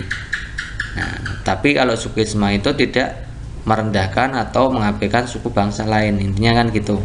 Sangat cinta terhadap suku sendiri, tapi tidak ada frasa merendahkan atau tidak mengabaikan kepentingan suku bangsa lain. Itu bedanya. Kalau sukuisme itu, kemudian kalau chauvinisme itu seperti sukuisme. Rasa cinta yang berlebihan kepada bangsa sendiri atau suku bangsa sendiri, tapi merendahkan bangsa lain, atau juga bisa dikatakan mengabaikan kepentingan dari bangsa lain. Itu chauvinisme. Kalau provinsialisme itu ya paham atau gerakan yang bersifat kedaerahan ya. Primordialisme itu perasaan kesukaan yang berlebihan terhadap adat istiadat, kepercayaan dan lain-lain ya. Kalau ekstremisme itu kualitas atau keadaan yang menjadi ekstrim. Jadi ekstremisme itu paham yang ekstrim gitu intinya gitu ya. Nah, pada soal itu menganggap suku bangsa sendiri yang paling baik, berarti kalau nggak sukuisme, chauvinisme. Nah, akibatnya selalu mementingkan suku sendiri, mengabaikan kepentingan. Nah, kalau ada mengabaikan kepentingan suku bangsa lain atau merendahkan bangsa lain, itu berarti bukan sukuisme tapi masuknya di chauvinisme gitu ya teman-teman ya, bedanya itu. Next, berikutnya, teknologi informasi komunikasi atau TIK memiliki peran fungsi penting dalam proses pembelajaran, misalkan dalam pengembangan media pembelajaran.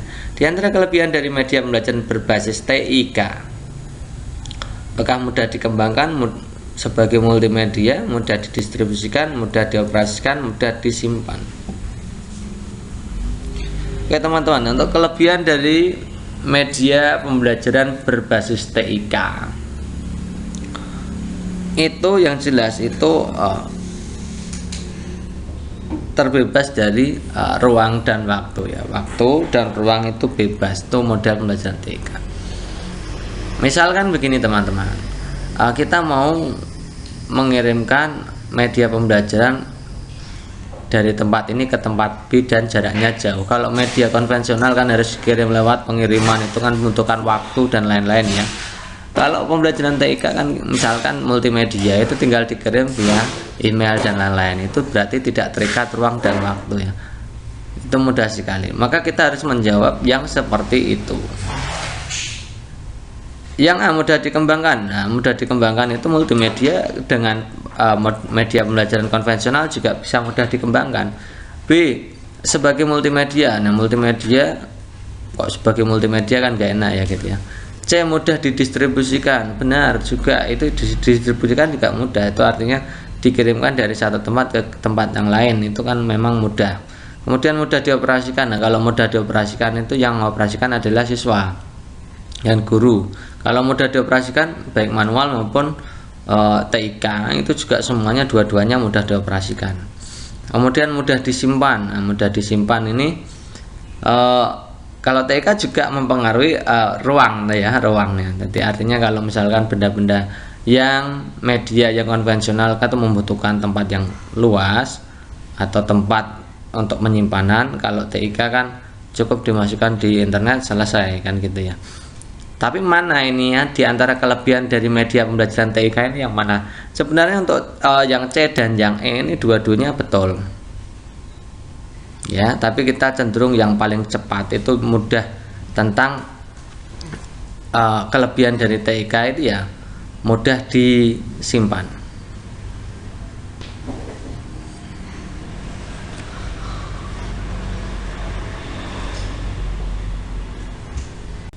Next, berikutnya bacalah kasus di bawah ini. Setelah bel berbunyi dan anak-anak masuk kelas, bu guru memperkenalkan seorang siswa baru kepada mereka. Anak-anak saling berbisik karena melihat temannya sangat berbeda dengan fisik mereka, yaitu kulit hitam, rambut keriting, dan ia berasal dari suku yang berbeda. Pernyataan yang menciptakan kondisi yang kondusif harmonis dalam kelas. Yang mana menciptakan kondisi yang kondusif dan harmonis. A. Memberikan kesempatan kepada siswa untuk memperkenalkan secara langsung setelah pelajaran berakhir. B. Menanamkan kepada siswa rasa cinta tanah air dan bangsa kepada semua siswa. C. Mengenalkan dengan jelas rinci identitas siswa baru tersebut kepada semua siswa.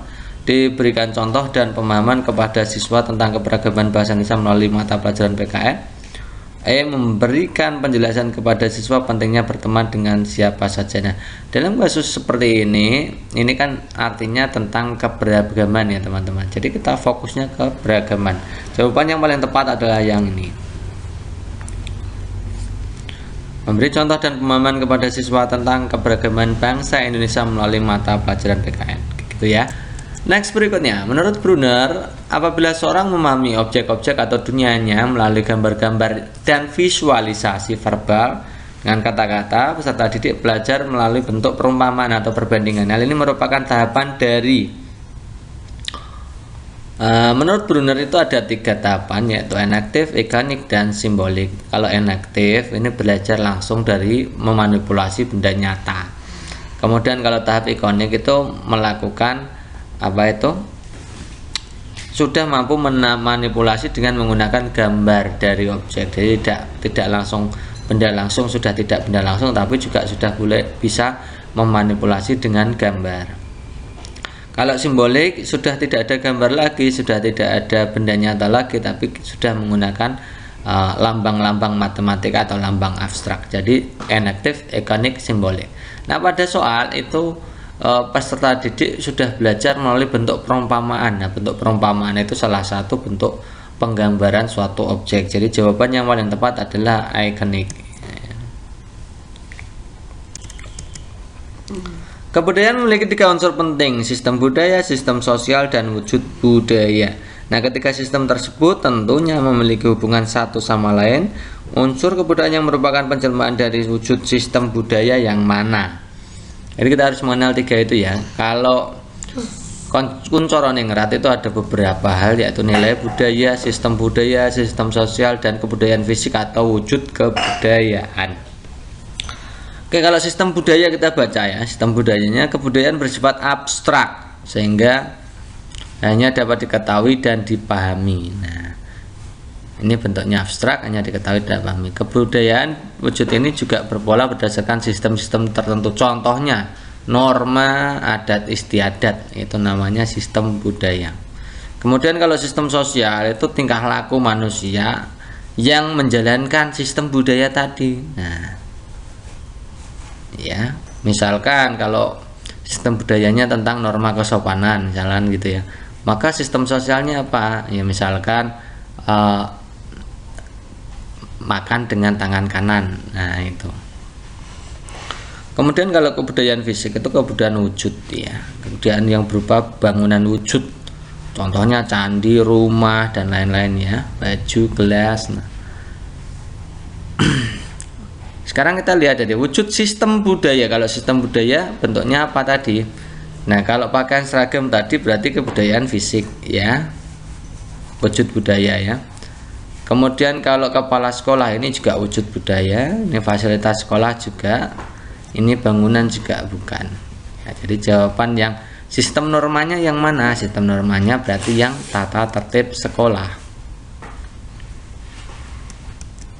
Next, berikutnya, pertumbuhan penduduk dari tahun ke tahun mengalami perubahan. Nah, bertambahnya generasi muda dan berkurangannya jumlah generasi tua adalah bagian dari dinamika yang tidak dapat dihindari. Nah, fenomena pertambahan penduduk pada kondisi tersebut adalah bagian dari konsep apa? Kematian, kesehatan, kelahiran, migrasi, urbanisasi. Kalau kematian itu semakin tinggi kematian, maka semakin rendah jumlah penduduk dan sebaliknya gitu ya. Fokusnya kalau kematian ya kenaikan angka kematian. Pada soal itu yang menjadi fokus bertambahnya generasi muda gitu ya. Meskipun ada tulisan frasanya berkurangnya jumlah generasi tua gitu. Kalau kelahiran itu bertambahnya angka kelahiran, maka pertambahan penduduk jika semakin tinggi. Kalau migrasi itu perpindahan dari lokasi ke lokasi, kalau urbanisasi dari desa ke kota. Jadi pada soal ini kan bertambahnya generasi muda. Bertambahnya generasi muda itu berarti angka kelahiran. Next, berikutnya, pikiranku langsung, nah ini kehalang sama time left ya. Mencium bau obat menyengat dalam ruangan ini. Suatu hari sepulang sekolah aku langsung menuju ruang gawat darurat sebuah rumah sakit umum karena sakit perut yang membuatku tidak bisa berjalan, hanya bisa mengerang. Semula aku masih bisa menahan rasa sakit berada di sekeliling orang-orang yang berbaring di atas kasur tipis beralaskan spray putih. Sampai tiba-tiba segerombolan perawat berpakaian putih mendorong dengan cepat sebuah kasur beroda, dihentikan tepat di sebelah kasurku. Di atasnya terbaring pria botak berlumuran darah. Dia tidak bergerak sama sekali, mulutnya menganga, matanya terpejam menghadapku. Kata orang yang mengantar orang di sebelahku ini kecelakaan sepeda motor. Nah, watak tokoh perilaku penakut dalam kutipan cerpen di atas disampaikan melalui apa? Apakah komentar tokoh, tindakan tokoh, dialog tokoh, pikiran tokoh, penjelasan pengarang. Nah, teman-teman coba perhatikan. Ini ketika takut itu lihatnya di mana ya? Lihatnya di sini tuh. Ini. Sampai tiba-tiba segerombolan perawat berpakaian putih mendorong dengan cepat sebuah kasur beroda, dihentikan di sebelah kasurku. Di atasnya terbaring pria botak ya, berlumuran darah. Dia tidak bergerak sama sekali, mulutnya menganga, matanya terpejam menghadapku. Nah, ini wataknya sudah mulai takut, penakut ya. Berarti maksudnya dia apa? Apakah komentar tokoh? Bukan ya. Ini maksudnya di apa ya ini? Nih, maksudnya di pikiran tokoh gitu ya. Hanya di pikirannya saja, dia kan hanya melihat gitu ya. Berikutnya, Sari mengamati bahwa air di lingkungan tempat tinggalnya keruh dan berbau. Ia menggunakan air tersebut telah tercemar. Ia menduga air tersebut telah tercemar sehingga tidak layak dikonsumsi. Untuk menguatkan dugaan tersebut, sebaiknya yang harus dilakukan Sari adalah apakah menyusun kerangka teori, mengolah data, merumuskan masalah, melakukan eksperimen, merumuskan hipotesis. Nah, teman-teman, kegiatan menduga ini termasuk dalam perumusan hipotesis ya. Menduga itu perumusan hipotesis. Maka apa yang dilakukan setelah merumuskan hipotesis? Kan gitu ya. Nah, setelah merumuskan hipotesis ya mengadakan eksperimen ya. Nah, setelah merumuskan hipotesis, langkah kedua itu ya, misalkan lahatnya adalah discovery learning ya. Setelah merumuskan hipotesis, maka langkah berikutnya harus pengumpulan data. Nah, pengumpulan data ini bagian dari kegiatan eksperimen. Jadi jawabannya adalah yang D. Berikutnya, sebuah kolam renang berukuran panjang 49,75 m, lebar 20,25 dalam 1,93, terisi 3/4 bagian Agar terisi penuh taksiran volume air yang perlu ditambahkan adalah titik-titik meter kubik. Nah teman-teman coba perhatikan opsi pilihan gandanya seperti apa itu teman-teman. Itu opsi pilihan gandanya berupa bilangan bulat, padahal unsur-unsur yang ada di dalam soal itu bilangannya bilangan desimal ya. Maka sebenarnya apa? Ini berarti kita disuruh melakukan taksiran ya. Oke, kita akan bahas taksirannya ya. Kita pelajari dulu. Yang terisi berapa bagian? 3/4 bagian. Nah, berarti kurangnya berapa? Nah, kalau sudah terisi 3/4 bagian berarti kurangnya berapa? Ya, 1/4 bagian ya. Berarti kita nanti menjawabnya yang 1/4 volumenya. Nah, kita cari volumenya dulu ya. Volume kan rumusnya P kali L kali T. Nah, pada soal itu PLT itu bentuknya desimal semua. Nah, kita gunakan saja pendekatan karena jawabannya tidak ada yang desimal ya kan. Opsi pilihan gandanya dilihat tidak ada yang desimal, maka kita gunakan pendekatan saja. 49,75 berarti 50. 20,25 berarti 20 gitu ya kan. 1,93 berarti 2 kan itu. 50 kali 20 kali 2. Jawabannya adalah 2000. Oh, volumenya adalah 2000. Nah, kalau volumenya 2000 berarti kalau seperempatnya berapa? Nah, yang perlu ditambah tadi kan seperempat. Jadi seperempat kali 2000 hasilnya adalah 500. Jadi jawabannya yang benar harusnya adalah 500. Di opsi pilihan gandanya tidak ada. Adanya 50 itu dari pilihan ganda A sampai E. Berarti yang paling cocok ya sepertinya yang A. Kalau memang tidak ada jawabannya seperti ini ya teman-teman ya. Nah, nanti kalau ada soal seperti ini pilih saja yang A.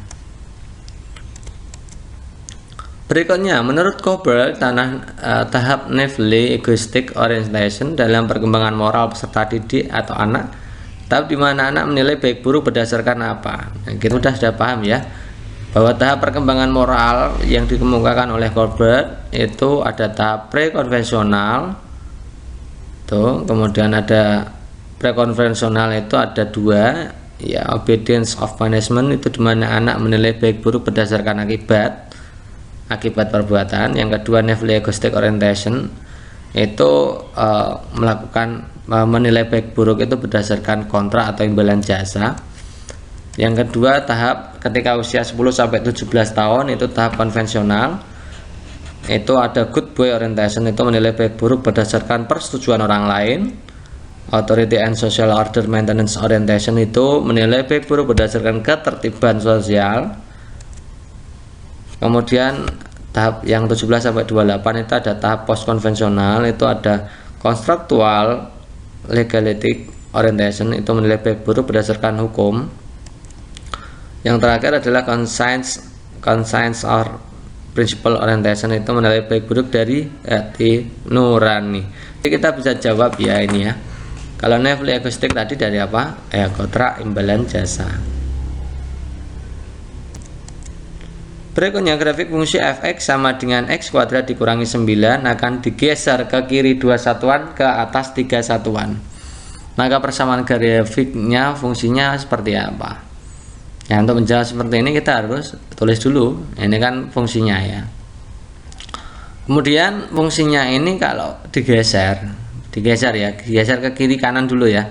Ini kita gantikan fx dengan y dulu aja. Jadi y sama dengan x kuadrat dikurangi 9. Kalau digeser 2 satuan ke kiri, 2 satuan ke kiri itu artinya yang x diganti dengan x ditambah. Kalau 2 satuan berarti x ditambah 2. Kalau ke kiri ditambah, kalau ke kanan dikurangi gitu ya teman-teman. Kalau ke atas berarti ditambah, kalau ke bawah berarti dikurangi, seperti itu. Oke, kita gantikan dulu x dengan x plus 2. Jadi persamaan y sama dengan x kuadrat min 9, x kuadratnya diganti x plus 2. Jadi x plus 2 kuadrat dikurangi 9. Kalau kita jabarkan, ya nanti kita jabarkan nanti aja ya. Kemudian kalau digeser ke atas berarti ke atas itu berarti dikurangi, ya kan? Ke atas dikurangi berarti y nya kita ganti dengan y min 3. Jadi persamaannya menjadi y min 3 sama dengan x tambah 2 kuadrat dikurangi 9. Nah, kita pecahkan. X tambah 2 dikuadratkan itu X kuadrat tambah 4X tambah 4 dikurangi 9, Y dikurangi 3 sama dengan X kuadrat tambah 4X. Nah, 4 positif 4 dikurangi 9 kan negatif 5 kan gitu ya.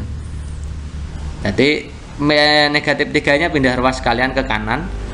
Jadi X kuadrat tambah 4X dikurangi 5, yang negatif 3 pindah ke kanan jadi positif 3. Hasilnya adalah Y sama dengan X kuadrat tambah 4X dikurangi 2. Maka kalau diminta persamaannya seperti apa? Persamaannya tinggal gantikan Y dengan 0. Berarti jawabannya adalah X kuadrat tambah 4X dikurangi 2 sama dengan 0. Ini berarti yang betul. Itu ya. Nomor 1.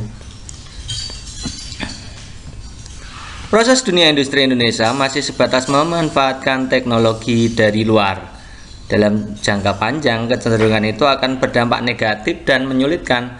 Seharusnya industri di tanah air dan ilmu pengetahuan teknologi itu harus berkembang ke arah yang sama. Nah, perkembangan iptek dan industri pada akhirnya akan menjadi sarana kemudahan bagi manusia dalam memenuhi segala kebutuhannya. Apakah meningkat pendapatan masyarakat, mengurangi ketergantungan bahan impor, meminimalis penggunaan tenaga manusia, memperbanyak pembangunan pabrik, dan mendorong penggunaan alat canggih? Ini yang mana teman-teman pilihan gandanya? Ya, coba kita analisa perkembangan. Jadi ini intinya itu begini teman-teman. Jadi pertama kan ada proses dunia industri itu memanfaatkan teknologi dari luar. Nah, perkembangan iptek ini kemudian bagaimana ya? Tentu saja jawaban yang paling tepat ya ini teman-teman ya, mengurangi ketergantungan bahan impor, terutama bahan yang memanfaatkan teknologi dari luar itu ya. Tuh jawabannya itu. Next, kedua, Pak Sugi akan mengembangkan kreativitas dengan meningkatkan kemampuan berpikir divergen. Kemampuan berpikir divergen itu kemampuan dalam mengeluarkan atau mengemukakan ide-ide baru teman-teman ya gitu ya. Nah, beliau memberikan sebuah masalah. Apa yang akan kamu lakukan kalau minyak bumi sudah tidak ada lagi di muka bumi? Nah, peserta didik diminta untuk menuliskan beberapa alternatif jawaban. Yang harus menjadi fokus perhatian dari Pak Sugih adalah titik-titik. Apakah banyaknya alternatif jawaban, banyaknya jawaban tepat, siapa peserta didik yang menjawab, atau banyaknya jawaban kualitas? Apakah jawaban ilmiah dari peserta didik? Nah, pembelajaran divergen itu tidak mementingkan, tidak hanya berfokus untuk mementingkan benar salahnya jawaban dari siswa ya, tapi fokusnya adalah untuk mengembangkan kreativitas ide-ide jawaban siswa gitu, intinya gitu. Nah, ini konsepnya seperti ini. Jadi berpikir divergen itu orang-orang dengan tipe berpikir divergen atau siswa kita yang akan kita arahkan untuk berpikir divergen itu harus mampu menghasilkan atau memproduksi ide-ide baru. Jadi tujuannya menghasilkan ide-ide baru ya. Setiap siswa itu menghasilkan ide-ide sebanyak-banyaknya. Itu fokusnya di situ. Maka jawaban yang paling tepat dari opsi A sampai E adalah banyaknya alternatif jawaban, karena tujuannya memang seperti itu.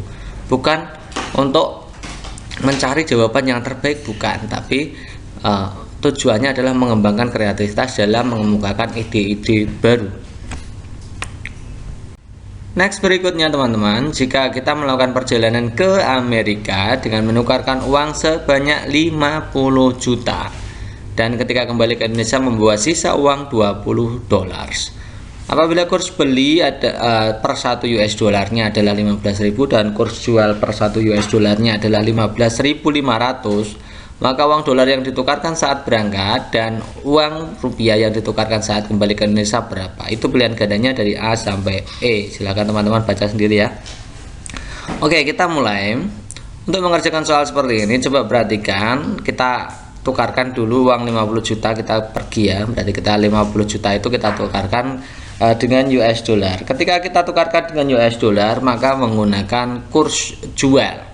Kurs jual itu artinya pihak bank menjual dolar berapa, kita yang beli tapi yang menjual adalah bank. Jadi pakainya kurs jual.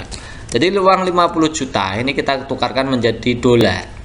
Dengan cara bagaimana? Kalau mengubah rupiah menjadi dolar itu kita bagi dengan kurs jual. Jadi 50 juta itu kita tukarkan dengan dolar. 1 dolarnya kurs jualnya adalah 15.500. ketemunya adalah 3.225,80 US dollar. Kayak gitu ya. Ini nilai ketika jual, ketika kita menukar uang 50 juta. Oke, sekarang kita ketika kembali itu uangnya sisanya adalah 20 dolar. 20 dolar kita tukarkan ke rupiah. Ya, ditukarkan di rupiah. Ketika kita tukarkan dengan rupiah, maka kita gunakan kurs beli 20 dolar. Kita kalikan saja. Jadi 20 dolar kali 15.000, pakainya kurs beli karena kita beli rupiah, beli itu ya.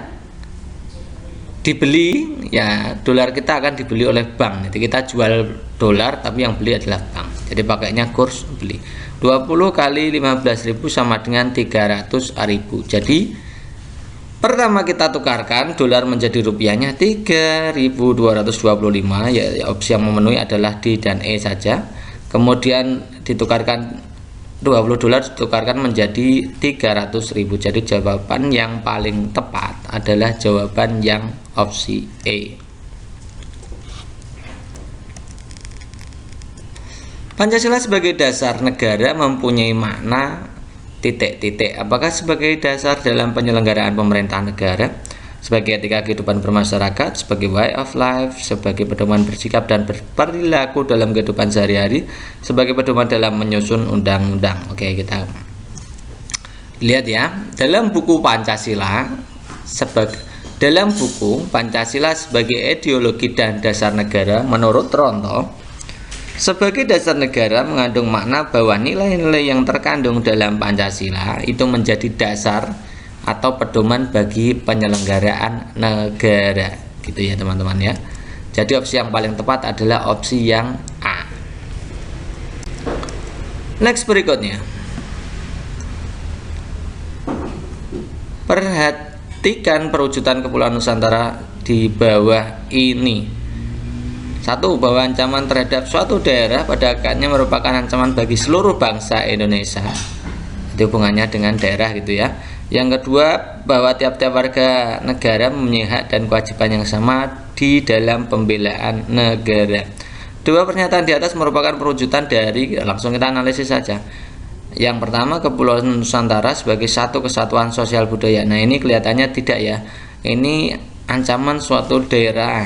Ancaman suatu daerah itu berarti bukan satu kesatuan sosial, bukan. B. Kepulauan Nusantara sebagai satu kesatuan politik, ini juga bukan ya. Bukan satuan politik. C. Kepulauan Nusantara sebagai satu kesatuan ekonomi, ini juga bukan, karena ini ancaman daerah gitu ya. Yang D. Kepulauan Nusantara sebagai satu kesatuan pertahanan dan keamanan. Nah, ini wujudnya yang D ini benar. Yang E. Kepulauan Nusantara sebagai satu kesatuan ideologi, bukan. Jadi jawaban yang paling tepat adalah yang opsi D. Berikutnya bacalah penggalan teks eksplanasi di bawah ini.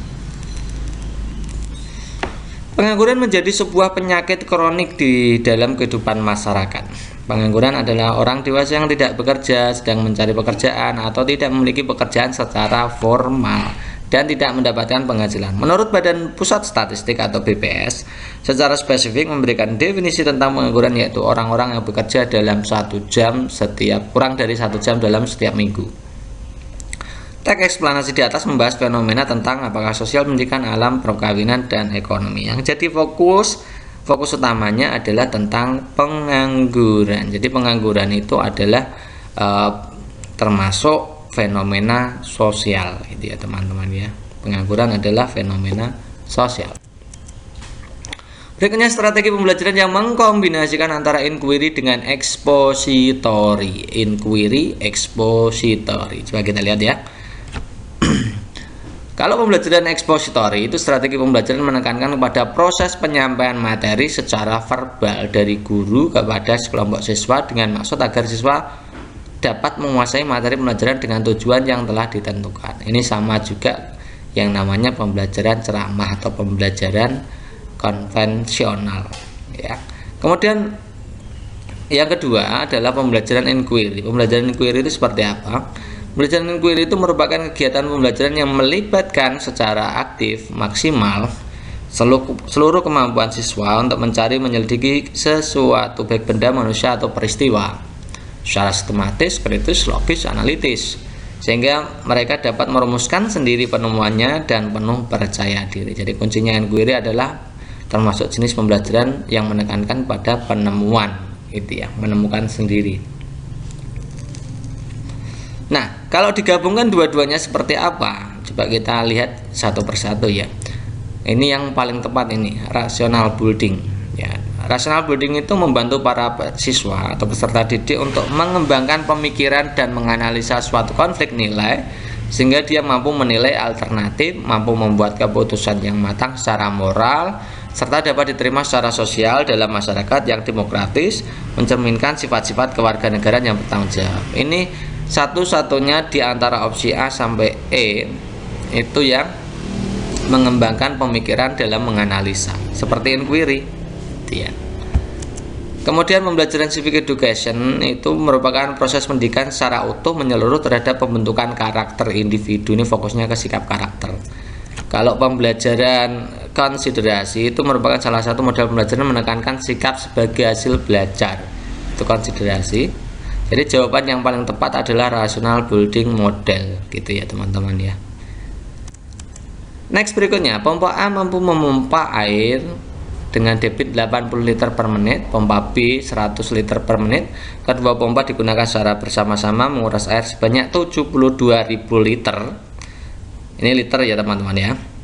Setelah 5 jam pemakaian, pompa A ternyata rusak, sedangkan pompa B tetap bisa digunakan sampai selesai. Lama waktu untuk menguras seluruh isi kolam. Nah, jadi kita hitung dulu selama 5 jam itu pompa A dan pompa B itu berhasil mengalirkan berapa liter, gitu kan ya.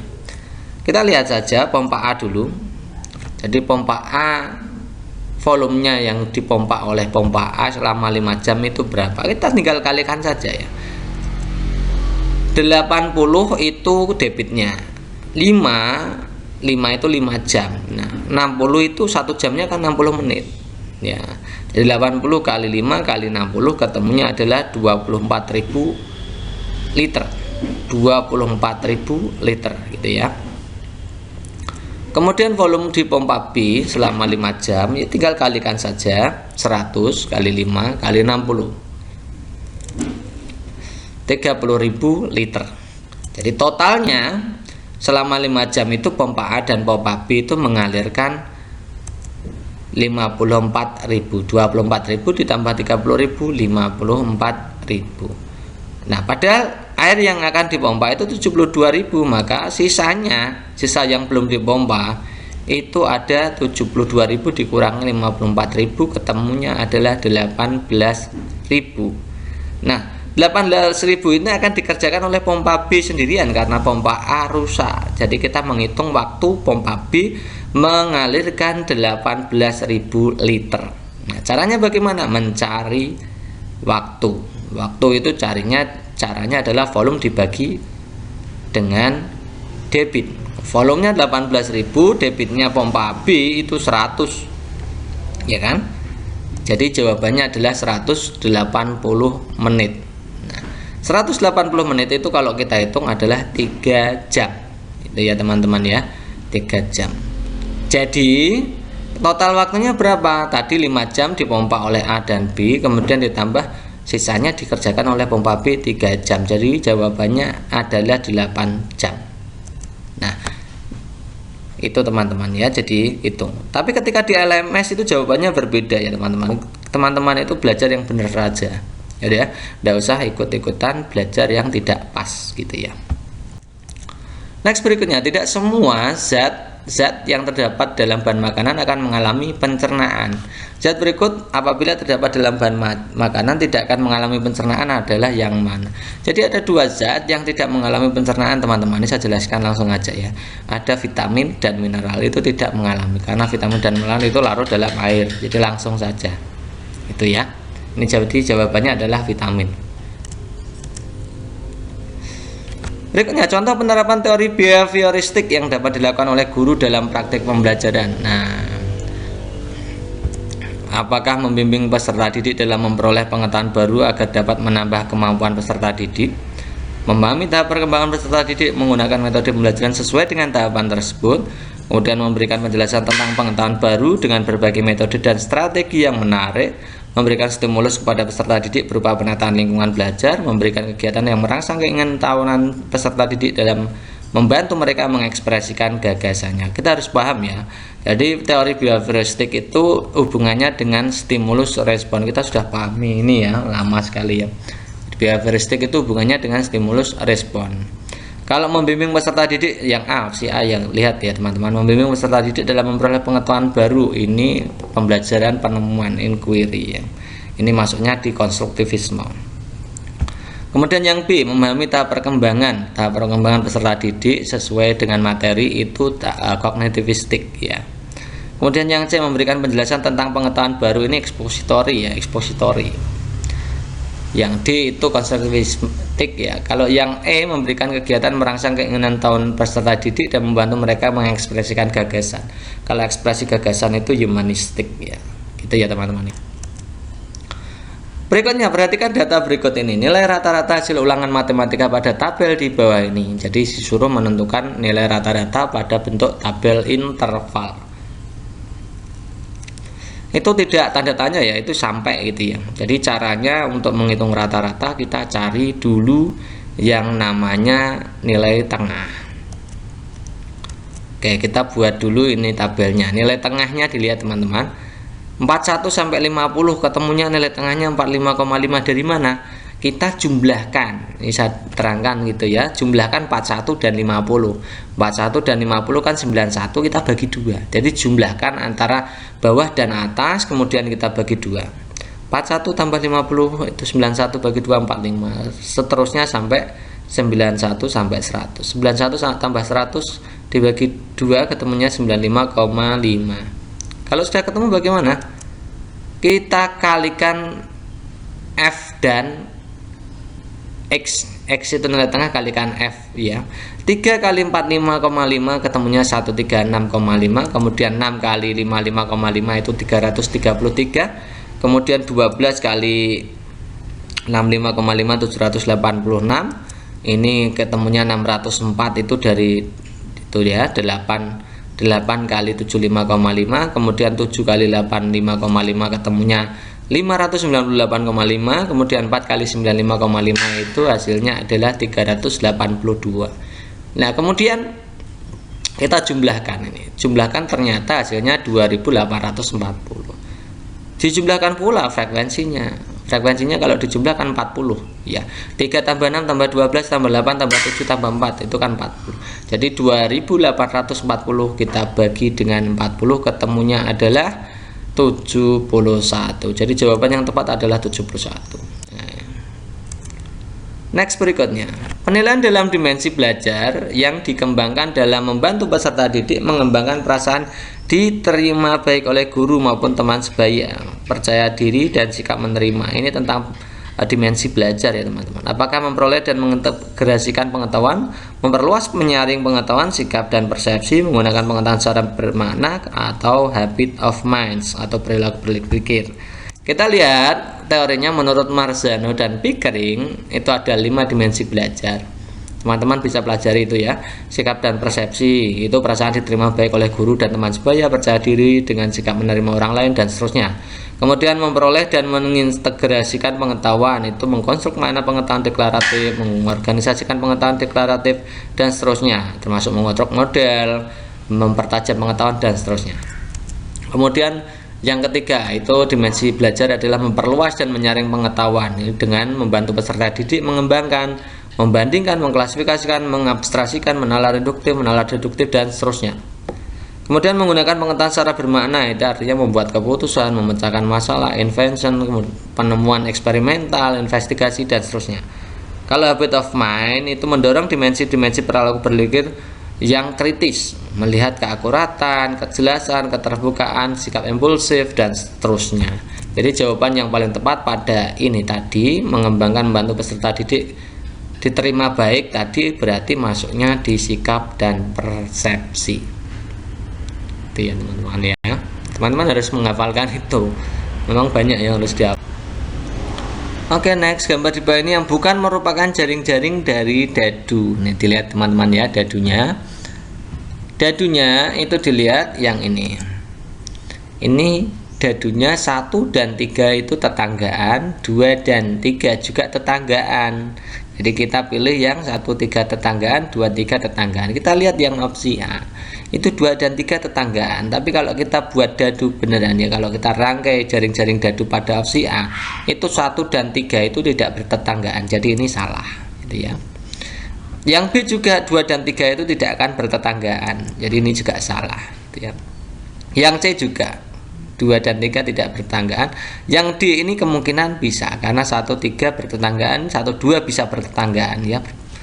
Kemudian yang opsi E ini kemungkinan yang apa itu namanya 1 dan 3 itu tidak mungkin bertetanggaan. Jadi ini tidak mungkin. Itu ya. Jadi jawaban yang paling tepat adalah yang D.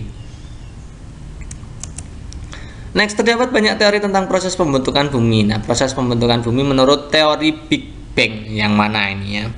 Kita lihat kalau teori Big Bang itu dalam teorinya yang dikemukakan oleh Lemaitre dan Hubble melakukan pengamatan dan bisa menemukan bahwa bumi dan alam semesta ini bisa terbentuk karena adanya ledakan yang sangat besar. Nah, kata kuncinya yang saya kasih bold hitam itu ledakan yang sangat besar. Maka jawaban yang paling tepat adalah yang B. Oke, next. Contoh pelaksanaan norma kesopanan pada masyarakat dan lingkungan. Kita akan analisis satu-satu ya. Menggunakan helm saat berkendara. Penggunaan helm saat berkendara itu masuknya adalah pelaksanaan norma hukum. Menggunakan tangan kanan saat menerima sesuatu itu kesopanan ya. Jadi B itu benar. Melaksanakan ibadah itu norma agama. Selalu berkata jujur dalam setiap tindakan, jujur itu norma agama ya. Tidak menyakiti hati orang lain itu juga norma agama. Jadi jawabannya yang paling tepat adalah yang opsi B. Next, berikutnya. Panitia bantuan sembako menyediakan telur sebanyak 150 biji, mie instan 100 biji, gula 40 plastik. Kemudian setiap bantuan terdiri dari 3 jenis barang. Jumlah setiap jenis barang pada setiap bungkusnya sama, kemudian selisih telur dan mie instan pada setiap bungkusnya berapa. Oke, kita lihat ini akan dibungkus oleh kepada untuk siapa orang, kepada berapa orang. Kita harus mencari itu dengan cara mencari FPB. Kita lihat ya, kita buat saja FPB-nya pakai tabel gitu ya. Ini 150 biji ini untuk telur, ini untuk mie instan, kemudian ini untuk gula. Ya. Kalau mencari FPB, cari sebuah bilangan yang bisa digunakan untuk membagi 150, 100 dan 45. Nah, ini kita bagi 5 ketemunya 30 ketemunya ini 20 dan ini ketemunya adalah 9. Ini sudah tidak bisa dibagi lagi teman-teman. Kalau sudah tidak bisa dibagi lagi untuk tiga-tiganya ini, maka ini sebagai FPB. Jadi FPB-nya adalah 5 itu saja. FPB-nya 5, artinya akan dibagi oleh 5, dibagi 5 ya, masing-masing dari 5 plastik itu 5 bagian itu 30 isinya telur, 20 isinya mie instan dan 9 isinya gula. Pertanyaannya, selisih telur dan mie instan, ini telurnya dalam satu ini telur, mie ini gula, ini selisihnya ini teman-teman 30 dan 20 itu selisihnya berapa? Nah, jawaban yang paling tepat adalah 10 itu ya. Oke, cukup sekian atas pembahasan kali ini. Semoga untuk kumpulan soal-soal ini nanti membawa manfaat untuk teman-teman semua, dan silakan nanti teman-teman semua jika siap mendownload atau menyimak untuk materi apa yang kita berikan untuk part kedua ya. Part 1 sampai 5 kita buatkan dalam bagian 1, nanti juga akan kita buatkan semua, kita kumpulkan menjadi satu gitu ya teman-teman ya. Karena ini sudah timenya sudah 2 jam ya, saya kira ini sampai sini dulu ya. Terima kasih atas. Assalamualaikum warahmatullahi wabarakatuh.